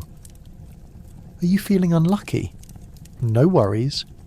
Victorian doctors had an endless supply of cures for everything from love-life disappointments to general malaise. Just toss in a dash of powdered raspberries with a spritz of something that resembles goat dung for the finishing touch. Gaining the confidence to grasshopper jump over your troubles might just need a more exotic flower. You see, in the fantastical world of Victorian medicine, nothing was out of bounds, and every ailment could potentially be treated with a subscription to the bizarre. Take, for instance, the common cold, a simple annoyance today, but a serious threat back then. Doctors suggested everything from snorting powdered rhino horn to soaking your feet in hot mustard while reciting Shakespeare backward. Yes, you heard that right, because nothing says, "I'm taking care of my health," like being covered in spicy condiments while trying to strangle out a sonnet. Ever thought of spicing up your home remedies? Apparently it was all the rage at the time. But wait, there's more. If you are experiencing the heartache of a broken heart, just follow the Victorian advice to sip herbal teas infused with crushed love berries to beckon back your beloved, or simply make a voodoo doll to enact your own brand of relationship therapy. It's amazing how herbal infusions and some stray pins were thought to have unrestricted access to personal destinies. You know, nothing says romance like balancing on the edge of machination and herbalism while waiting for your lonesome heart to be restored. And let's not forget the captivating world of phrenology. Yes, that's correct. The delightful practice of examining the shape of your head to diagnose all sorts of life issues. Have a bump on your forehead? Congratulations. You might just be a budding genius, or more accurately a victim of bad hair days and poorly made hats. The Victorian crowd took head shaping seriously. Consulting your skull's topology was often like attending a guess my occupation party without cake. Then came the glands. Welcome to the era where doctors were equally obsessed with your insides as they were with the local gossip. Because surely your hormones could be better channeled through the secretions of 1,000 bad puns. Need more energy? Sip some gland juice, because nothing imbues you with vigour quite like the thought of sipping something resembling last week's lasagna. It's the age-old reminder that if a solution is disgusting enough, it must surely be effective. But what if you were seeing double due to raging migraines? Fear not. Fancy conventional over-the-counter remedies? Nah, that's too pedestrian. You might just want to pop a powdered puppy's tail against a warm compress. Yep, Victorian medicine went there, and nothing screamed, "I know my ailments," quite like a powdered puppy tail, snuck into a herbal concoction. Who knew you could hold on to your sanity while challenging the limits of your digestive tract? Of course, the most imaginative pharmacists also dabbled in suggestive remedies. Several patients found themselves purchasing dubious bottled tinctures featuring suggestions of healing crystals, from the serenity stones to the skeptical shards, all aromatic and available for a convenient price. Who needs a doctor when you can spend your savings on trinkets that almost certainly do nothing? Yet, let's not round out this journey without the trusted home remedy of the time. Good old-fashioned sweating it out. Imagine a Victorian soul bundled up under every blanket available, hoping to melt away ailments like butter in a sunbeam. You'd sweat like you were auditioning for a one-act play called I'm Probably Dying. The fabulous outcome. A guaranteed battle against your own body that's somehow more exhilarating than a casual stroll through an art gallery. So here you are, dear friend, drenched in the scents and charms of yesteryear's oddest cures, feeling emboldened by powdered puppy tails, romance rekindled by love berries, and still somehow clutching your head as you ponder the possibilities of your phrenological future? In the world of Victorian remedies, if you want to chase a cure, you might want to pack a strong stomach and a wild imagination.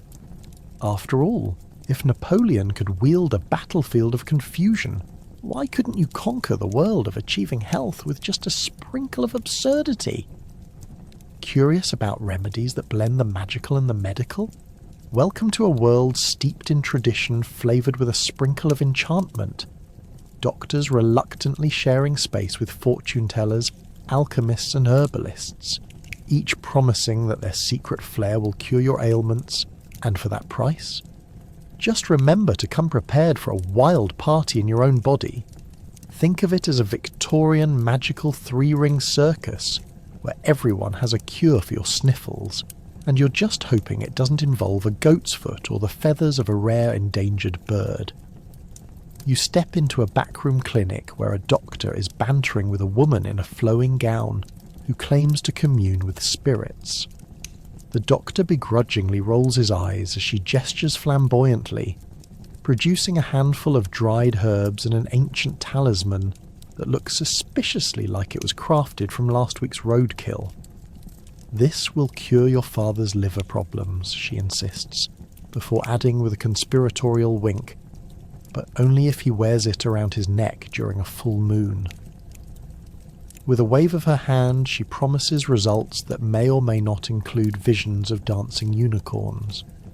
This mystical blend of healing is not so far-fetched, considering many believe that the invisible worlds of the alleged divine often had the most tangible effects on their day-to-day health. But don't let the mystique fool you. Your doctor, trying not to be visibly annoyed, presents his own cure. "How about some good old-fashioned bloodletting?" he suggests, brandishing a giant leech with pride, the way you might show off a new fishing catch. It's precise science mixed with a touch of the extraordinary. Oh, how marvellous it must be to live in an era where reality and magic are two sides of the same gold coin. Nothing like slapping a bandage over your headache while praying to the great god of leeches, hoping that a small slice of your blood will bring you relief, and perhaps lead to a lively discussion about whether you'll be raising the undead next week. Ah, the art of alchemy.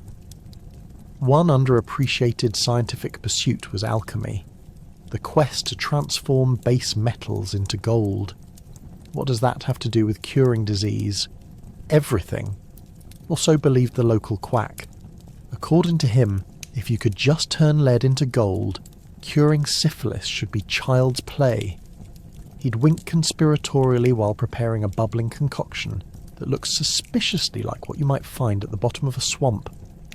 Maybe it's the fumes that invigorate the senses and tickle the nostrils.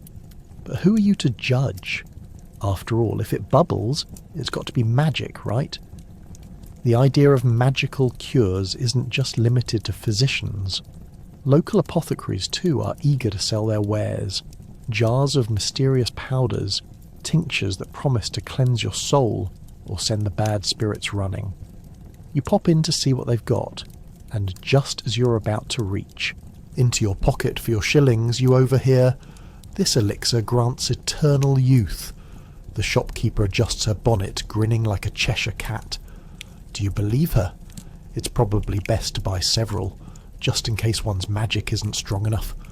Of course, the downside to all this magical healing is that you sometimes end up with a jar full of disappointment, or worse, side effects that could put any sitcom's blooper reel to shame.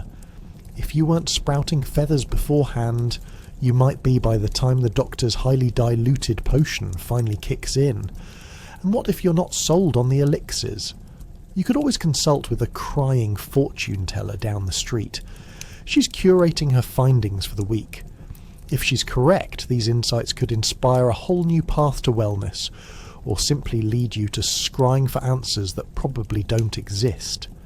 Your fizzled health is due to the alignment of the stars, dearie, she'll croon while waving her crystal ball, which may have belonged to a special ghost, and handing you a token meant to protect you from evil spirits.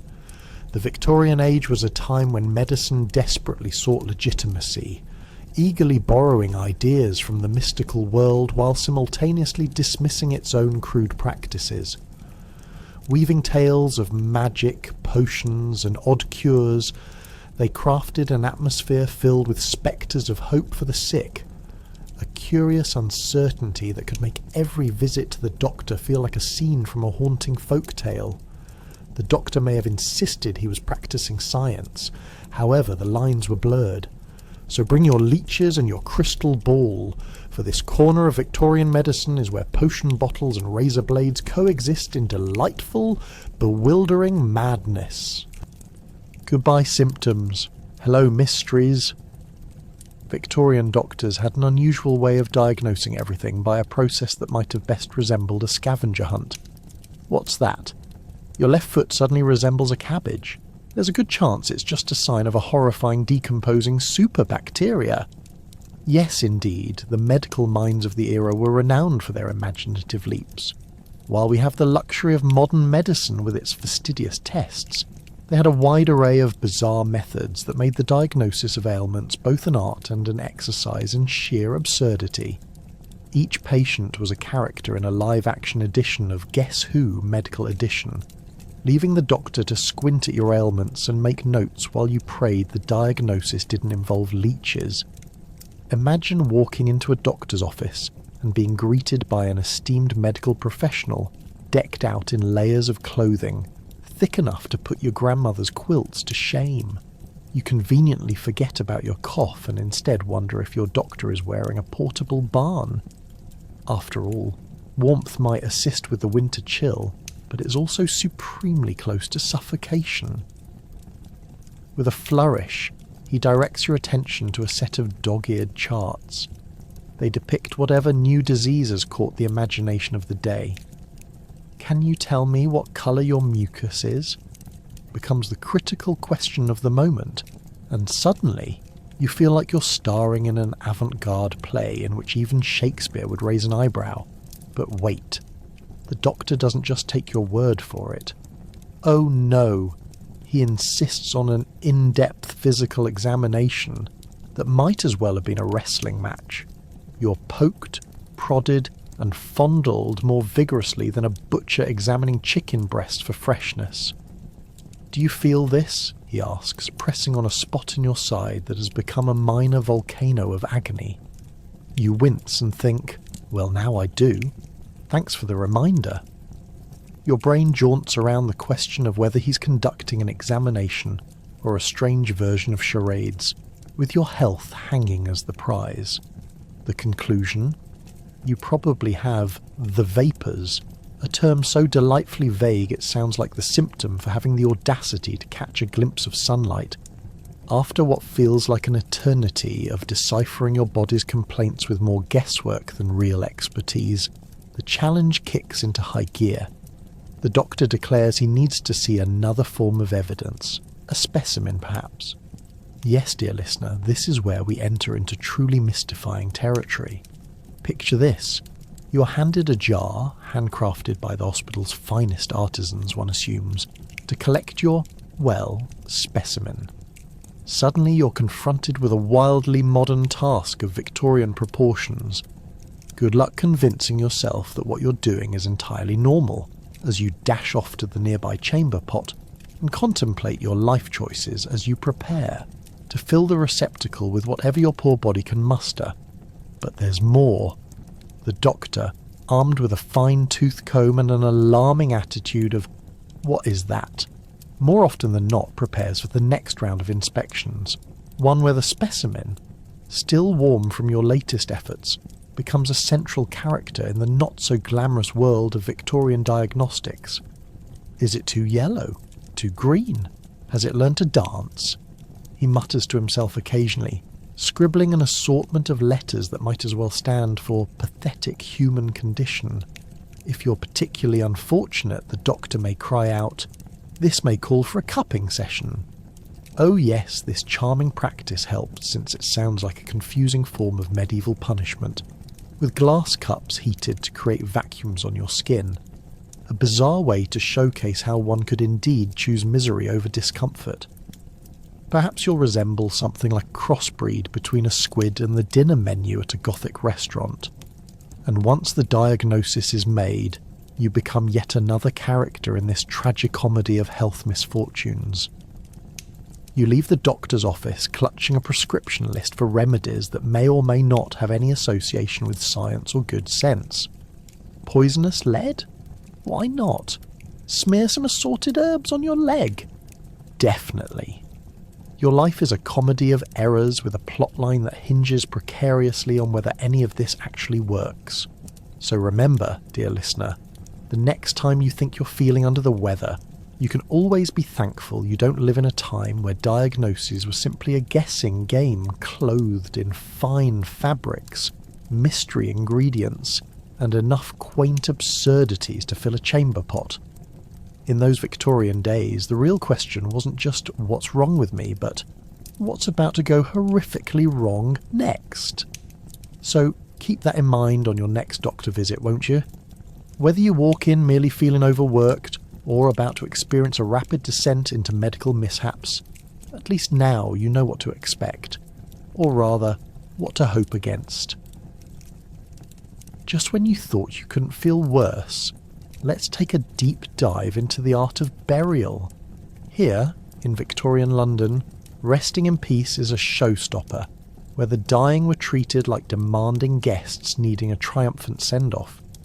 And if Victorian medicine didn't get you killed, well, at least you'll get layered in style as long as you check for proper coffin fit. One must approach the art of Victorian burial with the gravitas of a theatrical performance. After all, you're not just going to kick the bucket quietly. You want an audience, a final curtain call, and perhaps some gasps of horror as your relatives stand by. Let's talk about the soundtrack to this spectacle. The joyously gut-wrenching sounds of wailing mourners, carrying on as if they were in a Victorian soap opera. Oh yes, genuine grief became a highly polished art form before the days of therapy and good old-fashioned iced tea. Picture it, a casket adorned with flowers so fragrant they almost transport you to the afterlife. This is a major plus when you've been rotting away in a Victorian hovel, filled with questionable smells and even more questionable hygiene. Your last resting place should be an upgrade, ideally featuring a solid oak coffin rather than something that looks like an overgrown shoebox. Once you've gotten dead, the funeral director, a top hat wearing individual who could probably moonlight as a magician, becomes your personal hype man. Step right up, ladies and gentlemen. Pay no mind to the beloved person you're about to bury. Look at this elegant casket. Now, let's not forget the portrait of the deceased we commissioned, one that, may I add, is magnificently flattering. You can just imagine the deceased rolling in their grave, while the palsy-eyed family members stare at the portrait of their uncle, who, bless his heart, would have never been caught in that cravat during life. And what about the selection of flowers? Ah, yes. The Victorian funeral not only values your presence in life, but has instantly declared that your demise deserves the aesthetic perfection of floral arrangements that could rival Buckingham Palace. Which flower do you want on your coffin is clearly the critical question, as the bereaved are handed a florist catalogue thicker than your average novel. There are roses, lilies, and of course, the rather morbid forget-me-nots, to remind everyone how deeply loved you were, or just how painfully forgettable in life you must have been. Spoiler alert, once they hit the grave, guess how often you'll be remembered. As the procession makes its way through the narrow streets, expect throngs of mourners. Some of them you might suspect aren't even part of the grieving family. They're there for the parade drawn by the universal allure of drama, perhaps hoping for a glimpse of an emotional breakdown or a runaway horse-drawn carriage to fuel their tales. This is your final chance for public attention, and drowning in sorrow amongst stage whispers adds just the right touch. After all, what better way to go out than as an unknowing local celebrity? Once the graveyard is reached, you'll find yourself lugged to a plot where the ground may give even the sturdiest of caskets a run for its money, crumbling soil that could easily become a charming mud pie at any moment. This is the Victorian version of resting in a cosy spot. Unbeknownst to the attendees, that same rain-soaked earth is probably full of a mix of spiders, worms, and the occasional lost shoe. Not exactly an upgrade for your post-life adventures. Upon lowering you into your new home, don't be surprised if the excavator tosses in a shout of "earth to earth, ashes to ashes," while his shovel kicks up a cloud of dust, inevitably landing right on that lovely floral arrangement resting delicately atop your casket. That bouquet is receiving a more figurative burial than you are at this moment. As the solemn moment draws ever closer, the reflection of light on the freshly stamped earth may feel less like an epilogue to your life, and more like an invitation to leave the earthly remains behind and join the ghost party. Who knew death could come with such thrills? Thus ends the grand adventure of you, the star of the Victorian spectacle. Your journey is done, your coffin resting like a worn-out stage prop. The real truth here is simple. While they might bicker for how fancy your funeral was, just remember, you won't care. You'll be too busy practicing your acting skills in the great beyond, likely rehearsing your own encore. After a whole day of surviving the whims of Victorian medical wonders comes the reality check. Was that curing your ailments truly worth your life? The quiet aftermath of treatment ranges from "what was I thinking" to "who let Dr. Quack near me?" Living to tell the tales of the doctor who almost killed me becomes an eloquent badge of honour that you must proudly wear to dinner parties. So here you are, groaning in the aftermath of your latest treatment, surrounded by a veritable buffet of what-ifs and never again, please. Your first post-clinic stroll reveals the wild atmosphere of Victorian London, full of displays that seem entirely too vibrant compared to the anemic twinkle of your path to recovery. As you gingerly navigate cobbled streets lined with busy market stalls, each one draped in rotisserie chickens, probably held together by nothing but hope and a prayer, you're left contemplating how long it may be before you can stomach a savoury morsel like that. Just yesterday, your doctor recommended a long-abandoned recipe involving spoiled dairy. On the other hand, you might consider living on the streets, if it means dodging the so-called remedies that gave agony a competitive advantage. Walk a bit further, and lo and behold, an opium den appears, promising comfort and creativity. Feeling frustrated with your life choices, there's a certain allure to surrendering to a haze of sweet oblivion. Why not trade the shaky hands of your doctor for a group of carefree addicts whispering philosophies about the world and clinking their small glass vials like romantic spirits trapped in a never-ending den of art? Only a few streets away, of course, the street corners offer the latest treatments for your every difficulty. You could meet that charmer claiming to cure your heartbreak with a cup of tea, brewed from mushrooms and despair. Instead of committing to your newfound treatment plan, perhaps you head home. The sanctuary of your hovel awaits, a simple bed, a low ceiling, and the joyful sound of rats scrambling through your pantry. Nervously trying to nurse yourself back to health, you settle into your rickety couch and contemplate your life decisions. Remembering the doctor's last words about diet while the weak light from your window involves the essence of moonlight, which offers little comfort if you want a pastry to soften your day. Can you believe that today's popular medicine favours questionable advice in a fashion akin to your neighbour's peculiar way of making tea? The neighbours have survived various mishaps, mysterious plagues and those accidental amputations, and still seem determined to share unsolicited wisdom about grinning through pain. But here's the kicker.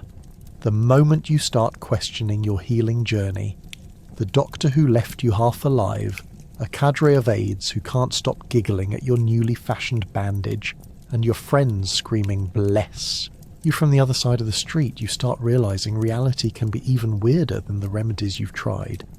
It's as if Victorian medicine has woven this bizarre fabric of existence, where survival itself posits you as a comedic tragedy.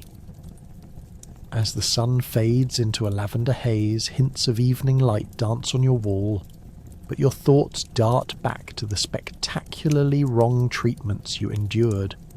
You can't overlook that time you found yourself tasting herbal salves for relief, only to have a conversation with a cat who swore he was the king of the village. Or how that one incompetent doctor seemed convinced that a diagnosis involving celebrating your lymphatic crescendo could fix anything. One moment of "what did I just swallow?" to be met with the very real possibility of "do I even want to live through this?" With all the options on the healing buffet bar, how could you forget the humbling ideology of Victorian quackery? As you recharge on herbal delights, radish tea anyone, you weigh the absurdity of medical treatments laced with insanity in the same breath as common sense. Forget 1 foot in the grave. You now have 1 foot in the peculiar never-ending saga of surviving the whims of Victorian doctors and their terrifying concoctions, and sadly, there's no coming back from that. So, let's raise a toast to health and the ever-comical misadventures of surviving just another medical catastrophe. All hail the purveyors of potions who flit through life with their pocket-sized miracles, and may you forever remain the regal storyteller of your wild journey through never-ending medical mayhem. Because who needs stability when you can have stories that start with "do you remember the time my doctor removed my spleen?" or "the cat tried to hypnotise me?"